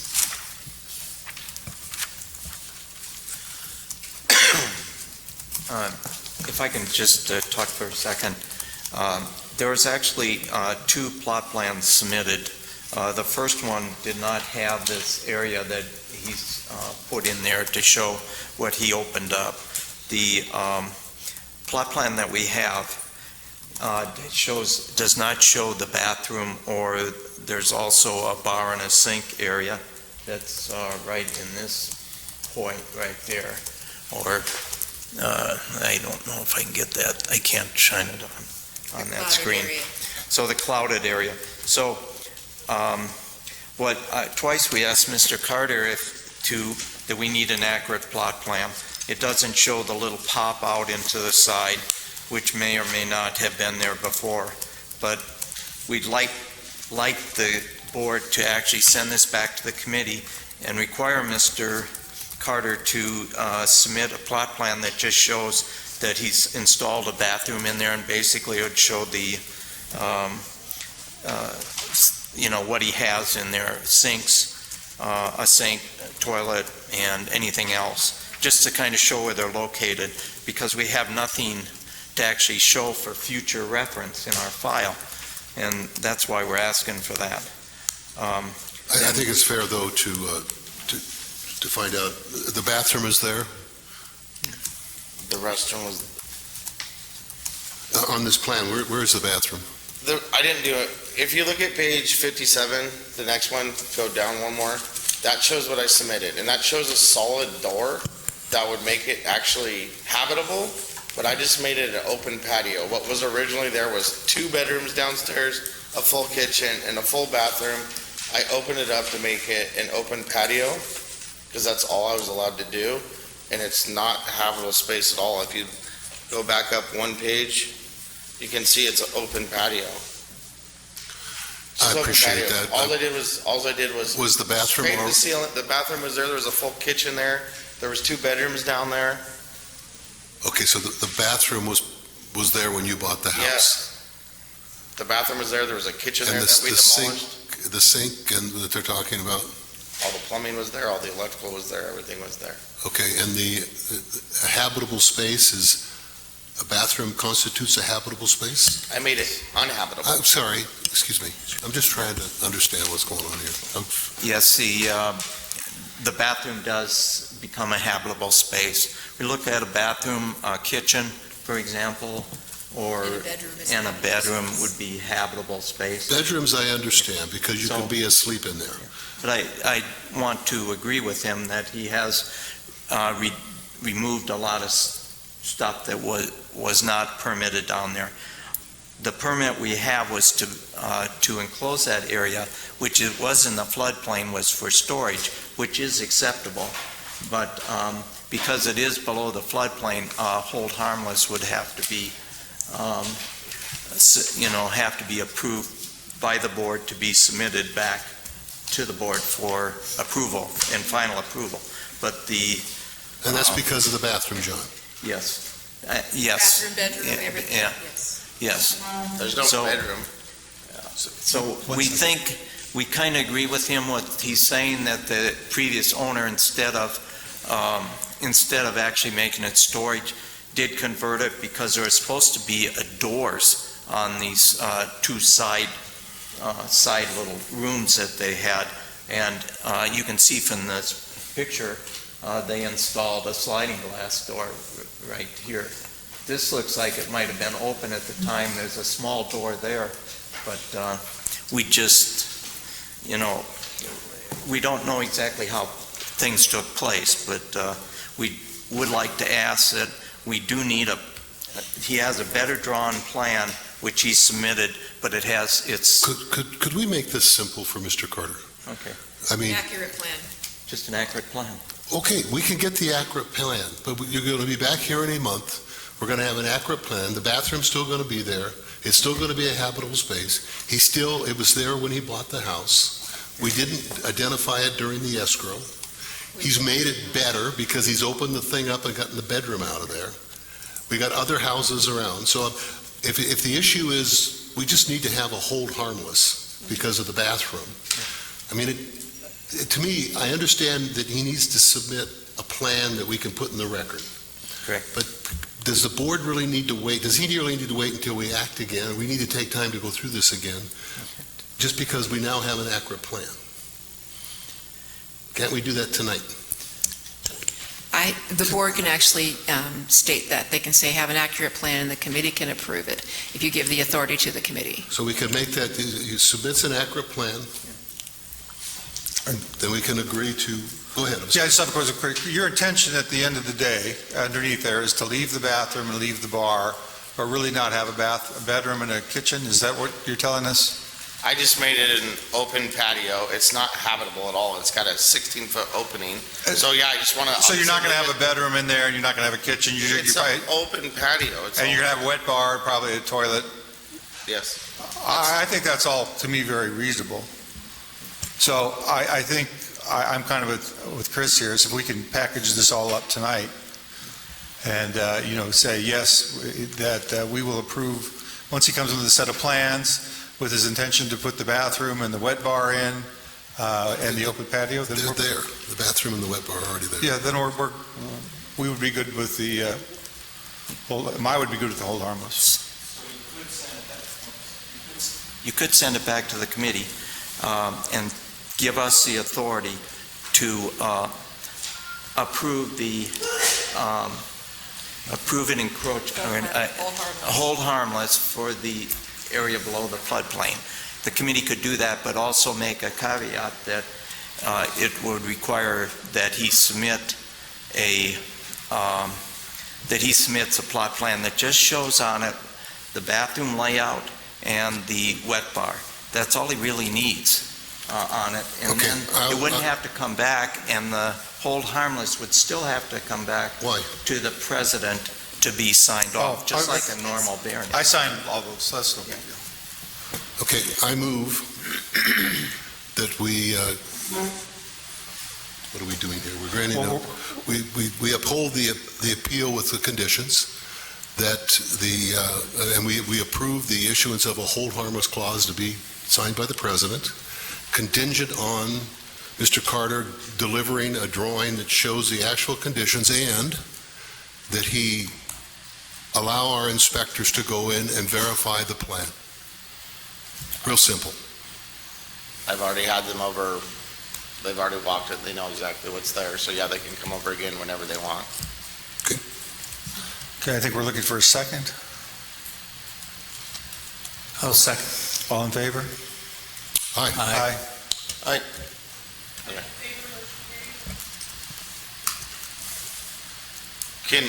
Can I circle back to the last denial and just ask a simple question and just make sure we're all on the same page with it? Then I'll be out of here, and that's it. I just want to go to page 46 and 47, those two images if we can. So right there, my fireplace is pretty much 4 feet from my property line. If you're telling me you're denying the variance, would you guys accept me demolishing the barbecue portion in the rear that goes and is touching the wall and leave the fireplace, and then I'll just get a rolling barbecue and put that somewhere, because there's nowhere else to put it on the property? So if I leave that enclosure that covers the pool equipment, that is 5 feet from the setback, and the enclosure actually carries over about a foot because that's what it needed to do, would you guys approve that if I demoed everything in the back where it touches the wall? Of course, in the process, I'm trying to make this easy for you. It's not easy. I'm trying to make this as streamlined as possible. In the process we have, you need to submit your plan to the ACC of what you intend to do. Tell them your story and see if you can get them to approve it. It doesn't come back to us unless they don't approve it. Okay, that's what I'm saying. I've already wrote letters that went out to all my neighbors. It's so embarrassing, and I just want to be done here. So I'm just asking you, if I was to do this, submit it to them, they approved it, would you guys approve it? So we don't have to keep... If they approve it, we don't even hear it. We only hear it because you want to appeal their decision. Submit it to us. Submit your plan. Okay. All right, we're good? We're good. All right. Thank you for doing a beautiful job on that house, for what it's worth. I tried. Yep.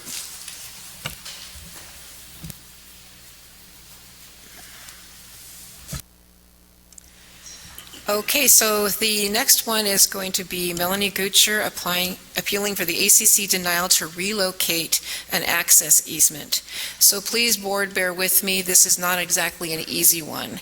Ms. Gutscher submitted plans, which is going to be Exhibit 1, to the ACC committee to relocate a sewer water road access easement that goes through her lot. In addition, Ms. Gutscher supplied the grant of easement dating back to 2006.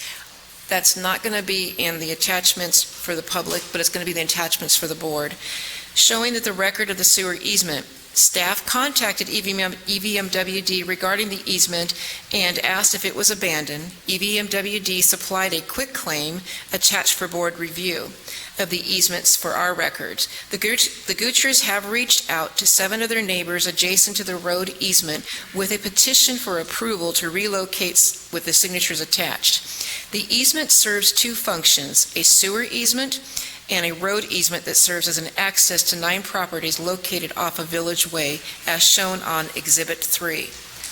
The sewer water portion of the easement that runs through her lot has been relocated to the far edge of the property, as shown on the quitclaim. The Gutschers are now seeking the board approval to relocate the road easement, as shown on Exhibit 1, the grading plan. So staff is actually recommending that the Board of Directors send the member back to complete the requirements to the ACC and seek approval to relocate the easement from the city and county. The problem that we have here is that the signatures that we have are not recorded and are not notarized. So legally, we can't accept, having just signatures on a page for these 9 members to say it's okay to relocate the easement. I'm going to go ahead and turn it over to John so he can explain just a few more details of this. It's regarding the actual plan on how wide and what the easement's supposed to be.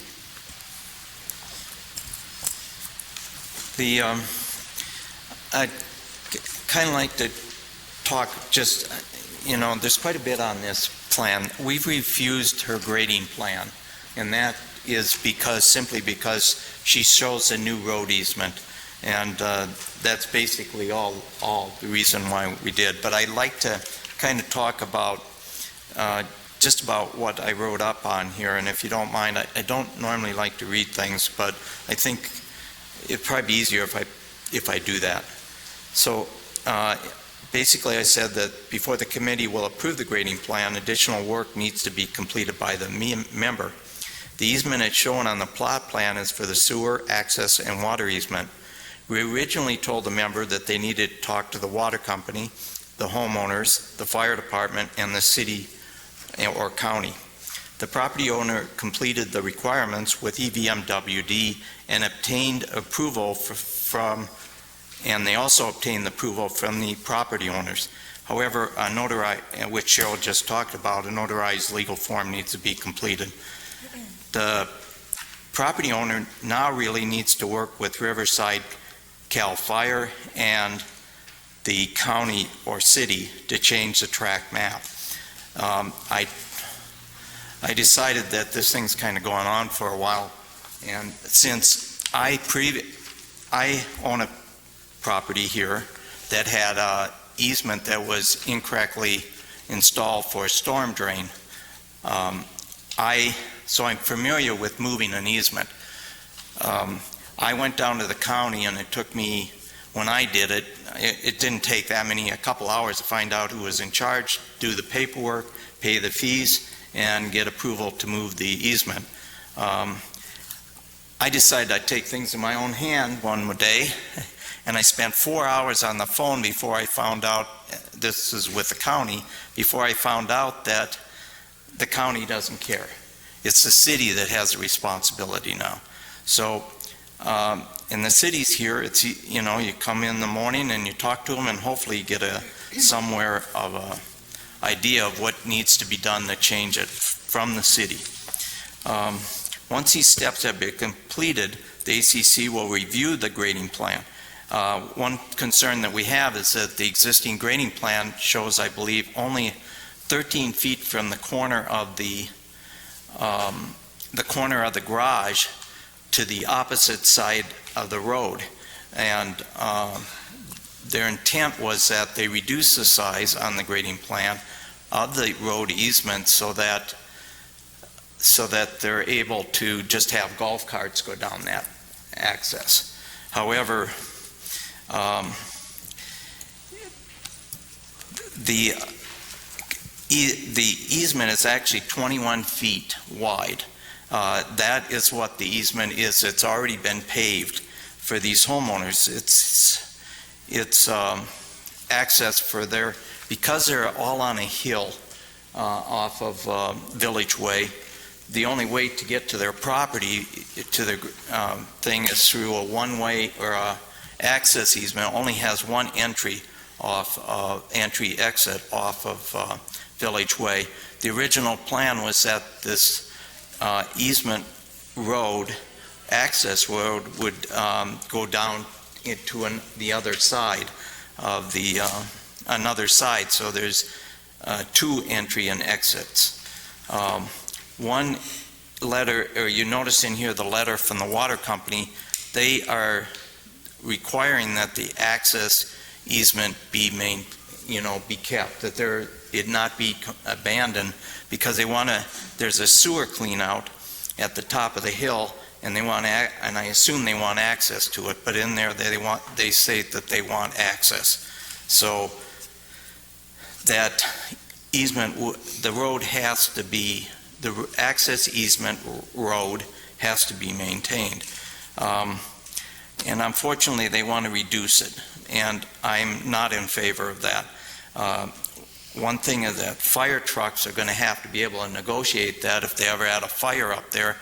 They just can't come up there and then back all the way down to Village Way, because they can't make the turn, or because there's no road there, or it isn't wide enough. And what the owner of the property is requesting, that the size be reduced, because even though it was supposed to be 21 feet wide, they didn't pave it the full 21 feet as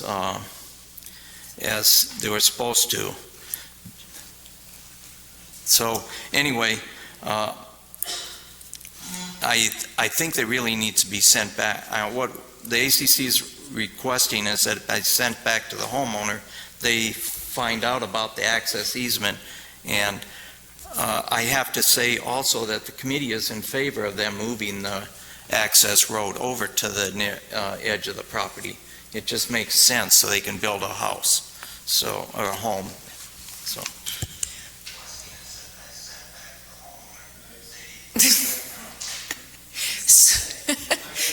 That was good.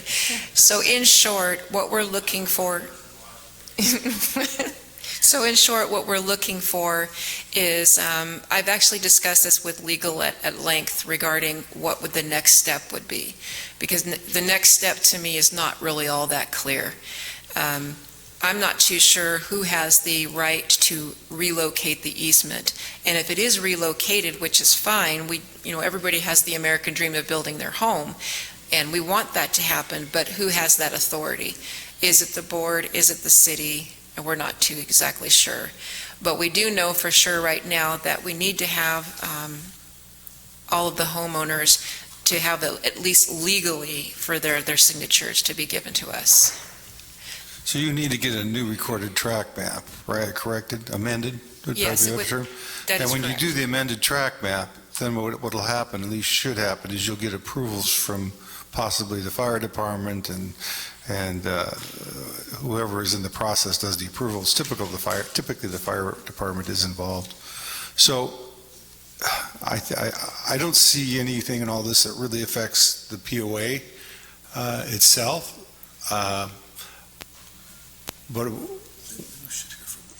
Can I talk? Yes, so this is not Mrs. Gucher, this is Brenda Long. I'm Melanie's mother, and we own the lot together. She's been handling all of this, and then she had to be out of town, so she's like, here's all the stuff. So, we do have the permit from the city, and there was also a grading plan from 2007 that approved that easement, and there was a grant of easement also in 2007. We originally wanted it to just be like a small easement, like for a golf cart or whatever, but now we're fine with it being as wide as the widest portion of the driveway behind the rest of the neighbors' houses, which is about 18 wide. So any more than that, and I lose my bedroom. So we're just trying to make it, and also garbage trucks have been coming up behind there on that road at that width, and they're pretty wide. I don't know if they're as wide as a fire truck, but there has not been a problem with that so far. The neighbors were all, dying for us to get there because the property's being used by a bunch of kids with bicycle ramps, riding over the original slit in the property. So they're all anxious for us to get this underway, and we certainly are. Have you seen the information from the 2007? It's a grant of easement. Okay, so doesn't that say it's already been done? I mean, That only that addresses is the sewer portion of it. It doesn't actually address the road easement, which is what we're trying to address today. Okay, so there were some other approved plans, though, that addressed the road. Is that from the city? I'm not sure. Can I bring it up to you? Sure. May I approach the bench?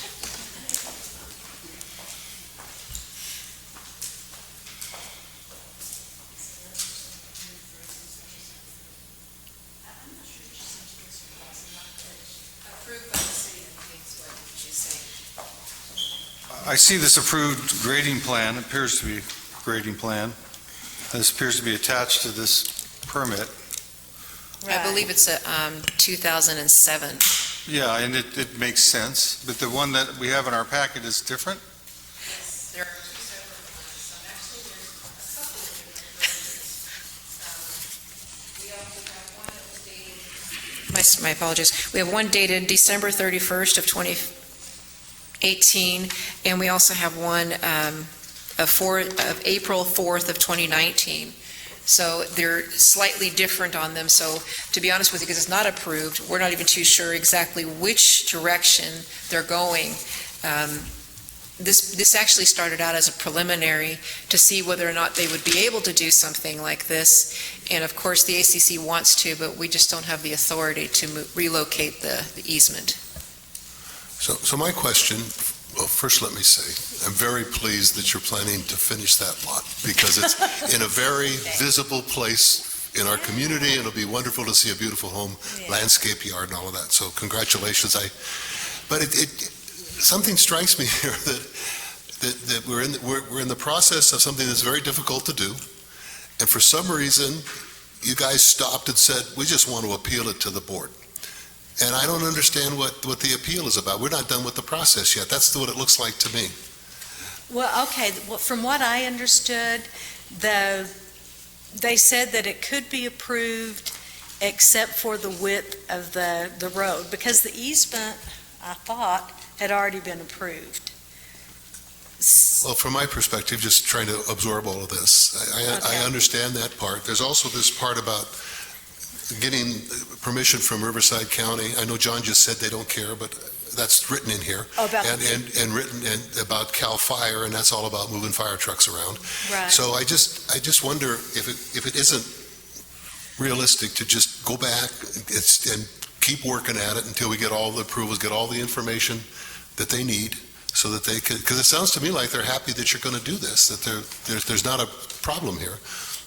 Okay, I wish my daughter Is that were right? here. It's absolutely right. Like I stated in the very beginning, I'm not sure how to direct, other than the fact that what we need to have we know that the road easement has to be approved and it has to be recorded.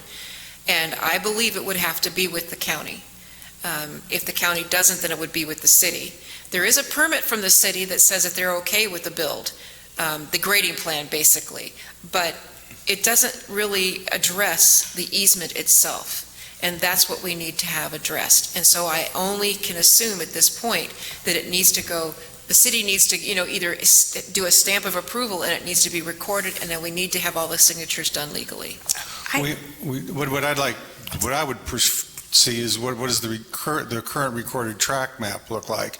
We have the track maps from the original development of Canyon Lake, but it looks to me that possibly not only in 2008 did they do a grading plan, but they might have done a new track plan at the same time.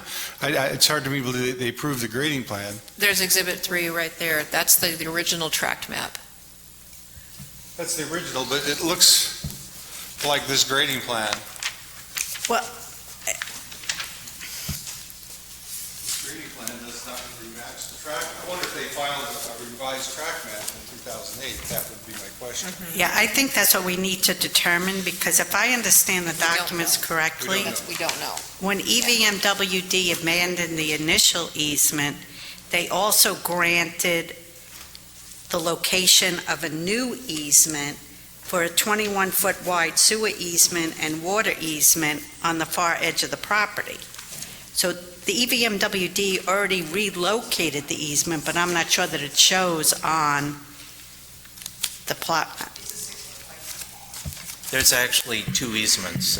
One is the abandoned one where the access road is, and if you're looking from the street up at the property, right over here, this is another 6-foot easement, I believe 6-foot wide easement, and 6 foot on the neighbor's property, 12-foot total width, that is used for another sewer line that comes down from Loch Lomond, which is the street behind it, and it comes down and then goes straight to the road where there is a sewer line in the road. So it hooks up to that sewer line. So there's two easements on the property.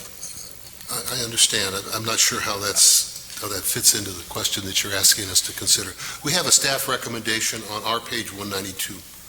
Is this the recommendation, or is there more to it than this? I'm getting confused. Okay, so the first part, well, it's a recommendation that I could come up with. We need to have the legalized notarized signature pages of all the property owners, number one. And two, we need to have them go back to either the city or the county and have them, I guess, relocate and then have it recorded, the easement. And the reason we have to do that is because in our CC&Rs, we have this big set of paragraphs about easements, and we got to make sure that we've got the easements taken care of, so when they go to site their building, we know exactly where everything is and we can live within what they want to do. That is correct. Okay, so I, again, don't fully understand why it's here, unless this clarity was necessary. But I would move that we accept staff recommendation and request that you go back and seek approval to relocate the easement from the city and county. Maybe you've done it? Great, done, got it. Work with Riverside County, CAL FIRE, okay? And recommends legal notarization signatures. This is pretty simple. Get legal notarized signatures, the property owners adjacent to the easement. And it sounds to me like if you do this stuff, and we get settled on what the new easement is, we got a deal. we've got, okay, so this is, the May is the latest easement, and this one was the one, I think the one. Well, yeah, I understand. But that's not, that wasn't the question here. The question here is very specific about getting the details finished. My motion is that we accept staff recommendation. Okay, so, okay. This was the May, this is the last one, and I'll second the motion. Melanie said, the only problem I had with that one was because it wasn't wide enough, and we wanted it at 18, or we wanted it at 18 feet.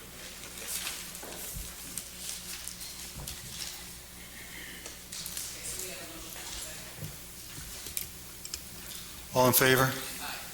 Aye. This is to Aye. what? 5 in favor, motion carried. Okay, so Brenda, so if you would do me a favor and bring all what you say you have to the office tomorrow, and let's go over it, and let's see what it is, if it's what we need, and if not, then we will walk you through what we believe to be the next process. That sounds fine. And Melanie will be back tomorrow too, so I can. And Brenda, I have the phone number for the point of contact at the county, so you could call them up if the city gives you a hassle. Okay. Okay. Well, I think So the that, city's the okay. two things we're really asking for is CAL FIRE to contact them, but I would first talk to the city. We have to get it from the city that you can move the easement. And there may be a fee involved. I know I had to pay a fee. I had to have engineered plans drawn. Yeah, we've already paid. We've already paid $437 for the fee for the city. Okay. All right. Thank you.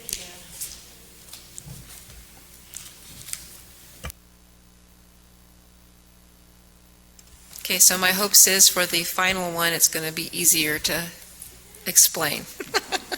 Okay, so Matthew Veloza, I hope I am pronouncing that correct, is appealing the ACC denial for a second driveway. Mr. Veloza, because of some bare dirt, submitted some plans to the ACC committee for an additional driveway located on the left side of his property. The current driveway is located on the right, and so due to the aesthetics and the rule of PC 5.1, the ACC committee denied the application and said the second driveway on the left potentially risks having the front of the house hidden by large vehicles. PC 5.10 basically just states that a concrete driveway shall be installed in all homes, but they want to make sure that the driveway doesn't inhibit the view of the front of the house. The other thing that the committee looks at is to make sure that they have the 1/3 landscaping, which I believe this particular drawing does have it. But unfortunately, because of where he wants to locate it, it will take up a considerable amount of the front. What they had recommended for Mr. Veloza to do is to extend his current driveway. So with that being said, I'm going to go ahead and give it over to Mr. Veloza. Thank you. So yeah, I don't really have much to touch besides what she said. I've just barely moved in this community a little over a year ago. Have plans to kind of redo the landscaping of this house. It doesn't currently sit the way that the picture shows it right now. I have it completely demoed to just all dirt right now. And depending on what, gets approved or what I can preferably, I don't want to say get away with, but get approved, that's the direction I'm going to go in. But yeah, with this driveway, my thought, just originally with the ACC's recommendation of extending my current driveway over, my opinion is that, it would block a little bit more of a critical part of my house, being my front door, and my walkway and everything like that going up to the front door. In my opinion, the driveway going off to the left side of the house right there would be, less obstructive if I were to park something there. As of right now, I don't have plans to park an RV or anything there, but, down the line, you never know. But I do feel with it being on that side of the house, the driveway, it would have potential to block less of the house, bless you, than what enlarging the current driveway would do. And I've kind of modeled my drawing off of, I know you're not supposed to say other people have been approved before, why not me? I've modeled this off of some of my neighbors' driveways. I have some pictures that I didn't provide or anything like that, but I just took a few pictures, not to throw anyone else under the bus or anything like that, but just to kind of show you guys where I was coming from. I know my situation's a little different than one of the neighbors I'm thinking, because I do have this fire hydrant in front of the house, and I know that, that's a concern with me adding the driveway. That's a concern about eliminating some street parking there. I noticed that on my second denial, because there wasn't much mentioned about it in the first denial. The first denial was just stating that it was going to block the house. And then when I submitted a second drawing with a little bit, some tweaks to it, or whatever, I noticed they mentioned the same thing about blocking the house, but they seemed this time to bring up the issue of the curb cut and eliminating some of the street parking. I know the fire hydrant has, can cause some issues with the driveway, eliminating some of the parking off to the right where you don't see in this picture right here. There is like a just shy of 14-foot section of curb in front of my house too. I mean, that's one parking section on the street that I can provide if this driveway was to be approved as well, but it's really about all I have to open with. So PC 4.10 was updated last year, revised, and quite frankly, it was revised at the direction of the board. They didn't want to see parking lots in the front of the houses. And so, yes, there are going to be quite a few of them that will be concreted all the way over. The intent of this rule is to continue to see more greenery than to see parking. And the other part of it is not to block the view. So you don't have the intent right now to put an RV in, but should an RV or a boat or some large vehicle go in there, it would substantially block more view of the home than just blocking your front door. Driveways they're approved all the time for extensions, as long as the 1/3 landscape is met and that and small curb cuts are even approved. But the amount of space or amount of curb cut that you want to do is quite large and substantial, and it would take away from a lot of the parking on the street.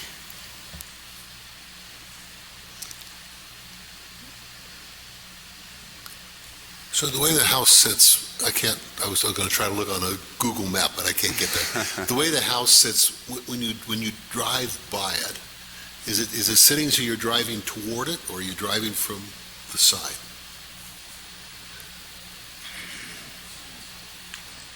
I'm sorry. I was going to let Cheryl answer that. So, yes, when you come down there, it's basically the house is off to that. It's not at the end of a cul-de-sac or anything like that. One thing is that the committee felt that with this curb cut and the existing driveway curb cut and the fire hydrant being there, that there would be no parking in front of this house. That's the way the committee felt about it. But basically, you'll have a house. They'll have a driveway on the right side and a driveway on the left side. We didn't talk to the member, so we do not know if what the purpose of the driveway, if it was for an RV or boat parking or whatever. But we felt that if it was used for parking, that if he needed more parking area, that enlarging the driveway, and I think it was, I can't remember since there's so many that we look at, that if there was room on the right side to enlarge it. Well, just going back to the picture, so I understand, if we enlarge it on the side, are you talking about enlarging the right side of the driveway or the left? Are we going to lose the whole step front entrance? Yeah, this picture clearly doesn't show the driveway on the right side of the house, but yes, that's a problem.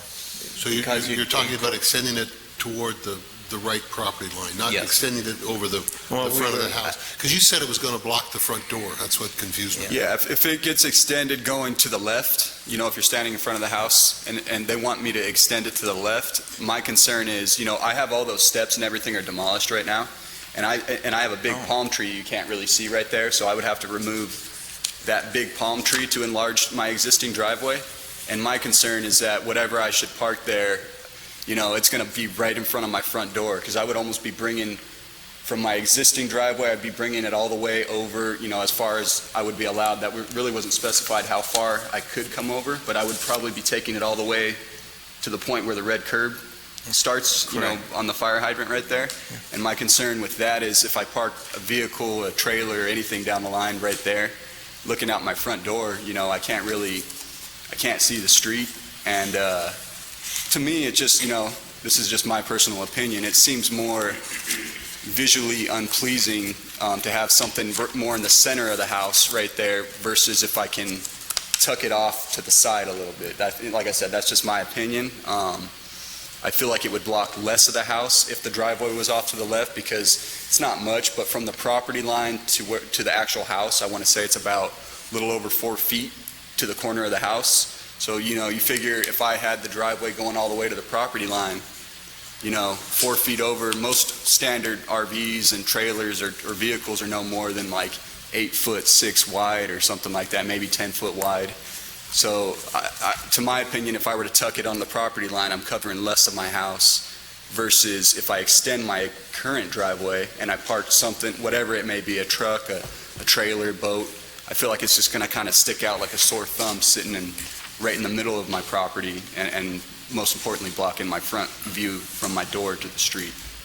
So the oleanders that we see there on the left-hand side, do they go all the way out to the street? I'm sorry?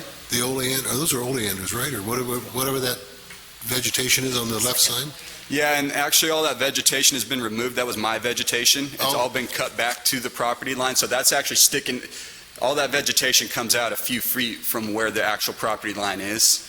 It's all been cut back to the exact property line right now. It's pretty bare right now. So we have to assume you're going to park a 40-foot RV in there that's, really super tall. And if that's the case, then when you approach the house from the left, you're going to be, that RV is going to block the whole thing. If you're coming from this way. Just an observation, that's all. Right. I was going to say, geez, if the oleanders are there, you've already got it blocked. What's the issue here? But the oleanders are gone, so right. I understand. Right. Did I understand you correctly that you have already removed the sidewalk that goes to the street? Yeah, all the steps that come bad down. Steps? It's all bare dirt right now. Oh, yeah, I don't have that picture, so.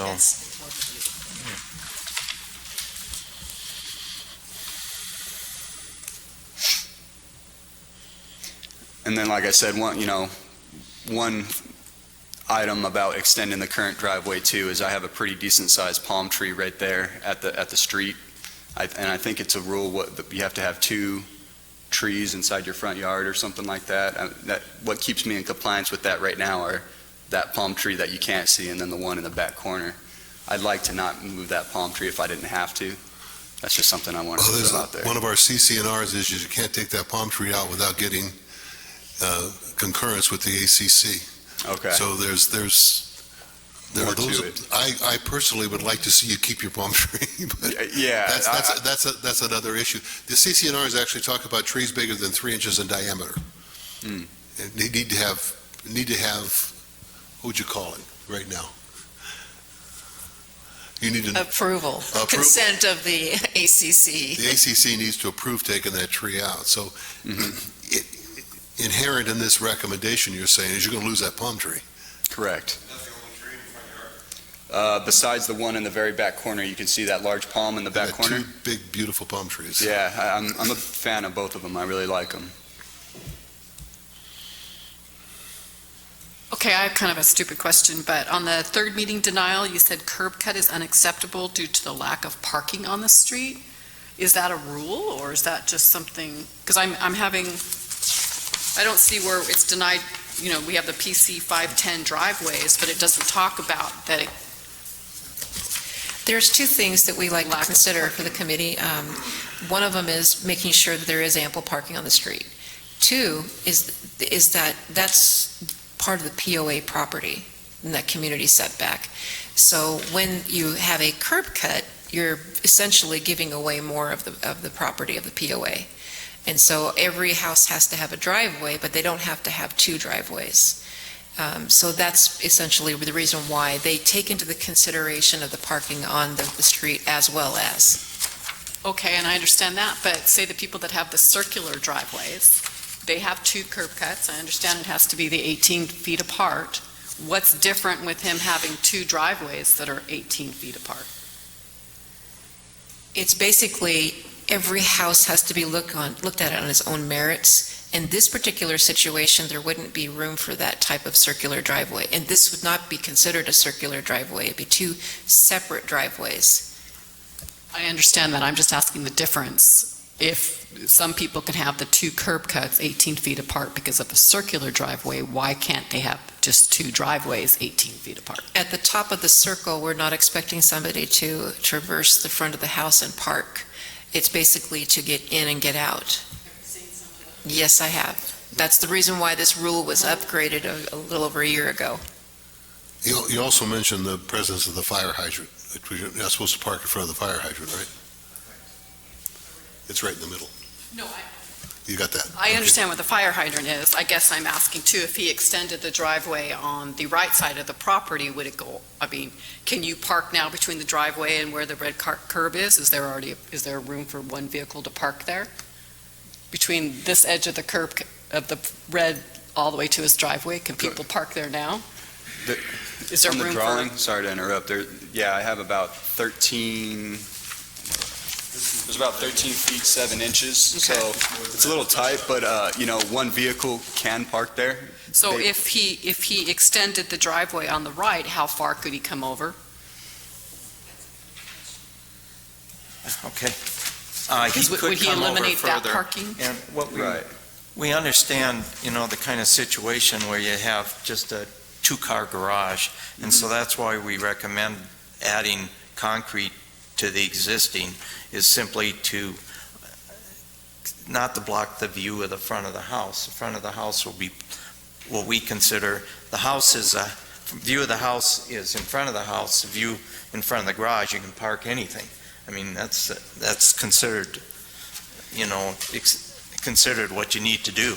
So we're just, we kind of recommended increasing the driveway width just to be able to accommodate additional parking if he needs it. I do not know if that's what he's trying to accomplish here. In his appeal, he kind of states that he wants to, let me quote here, it will stop residents, guests from illegally parking in front of a fire hydrant in front of his property. So, and he stated also that, there is a parking problem on this street, so that's why the committee, With all due respect, curb cut.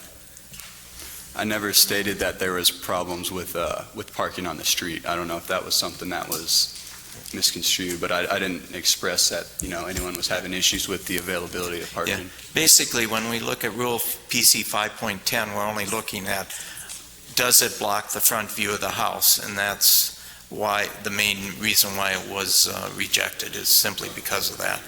No, and I understand. And then, my existing driveway, to touch on the point where you said you can park on your driveway as long as it's in front of your garage, you're not blocking your house. Correct. My existing driveway, the edge of it rides right along the edge of the garage. Okay. So anything that extends out going, to the left is gonna go in front of the house, basically. It starts going in front of my walkway, front door.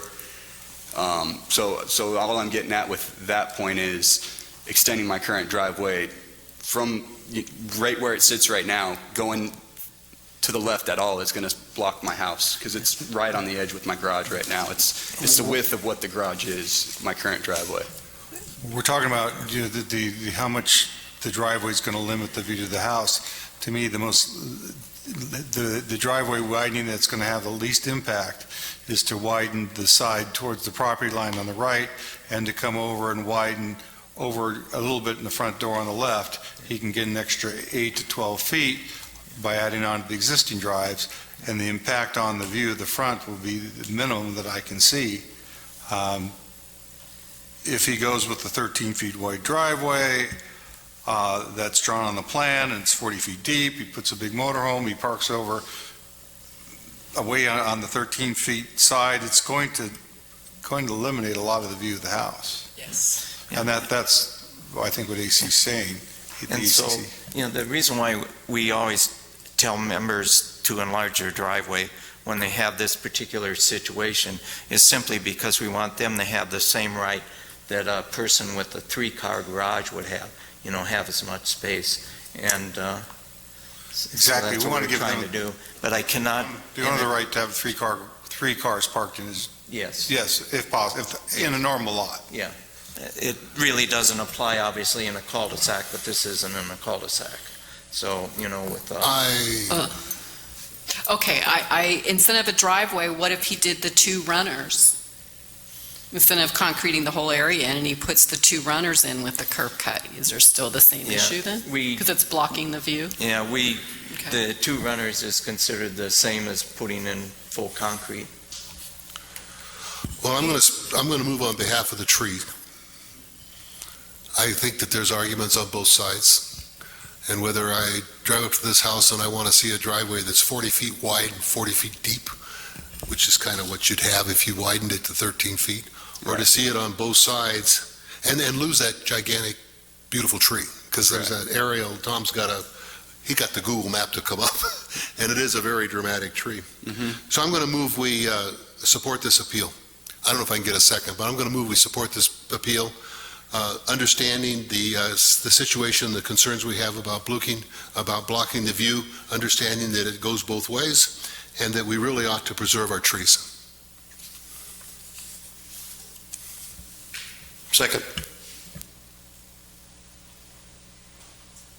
Okay, I must be late because I'm confused. You're saying deny his appeal, support the, okay, so allow him to build the second driveway? Okay, I just want to make sure because it's late, I'm on my Motrin. I can live with that. I'm looking at the driveway at 13 feet wide. I'm not sure in order to park, he needs to take the full 13 feet. That creates quite the parking area.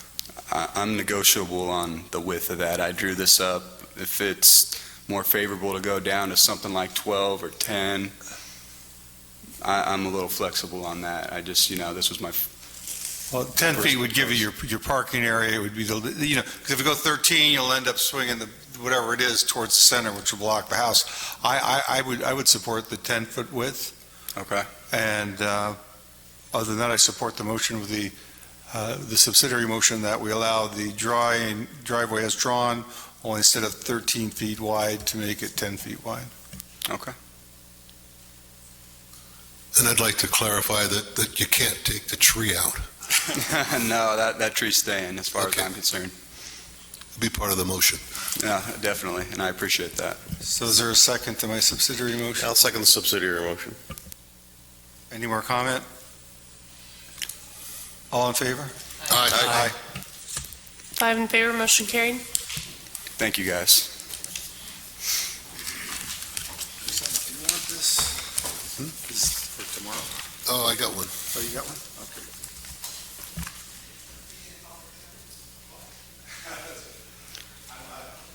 Have a motion?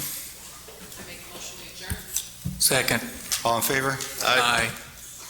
Thank you. Thank you, guys. Appreciate it. Thank you. So do I just follow up with the ACC at some point? Yes. Okay. Thank you, guys.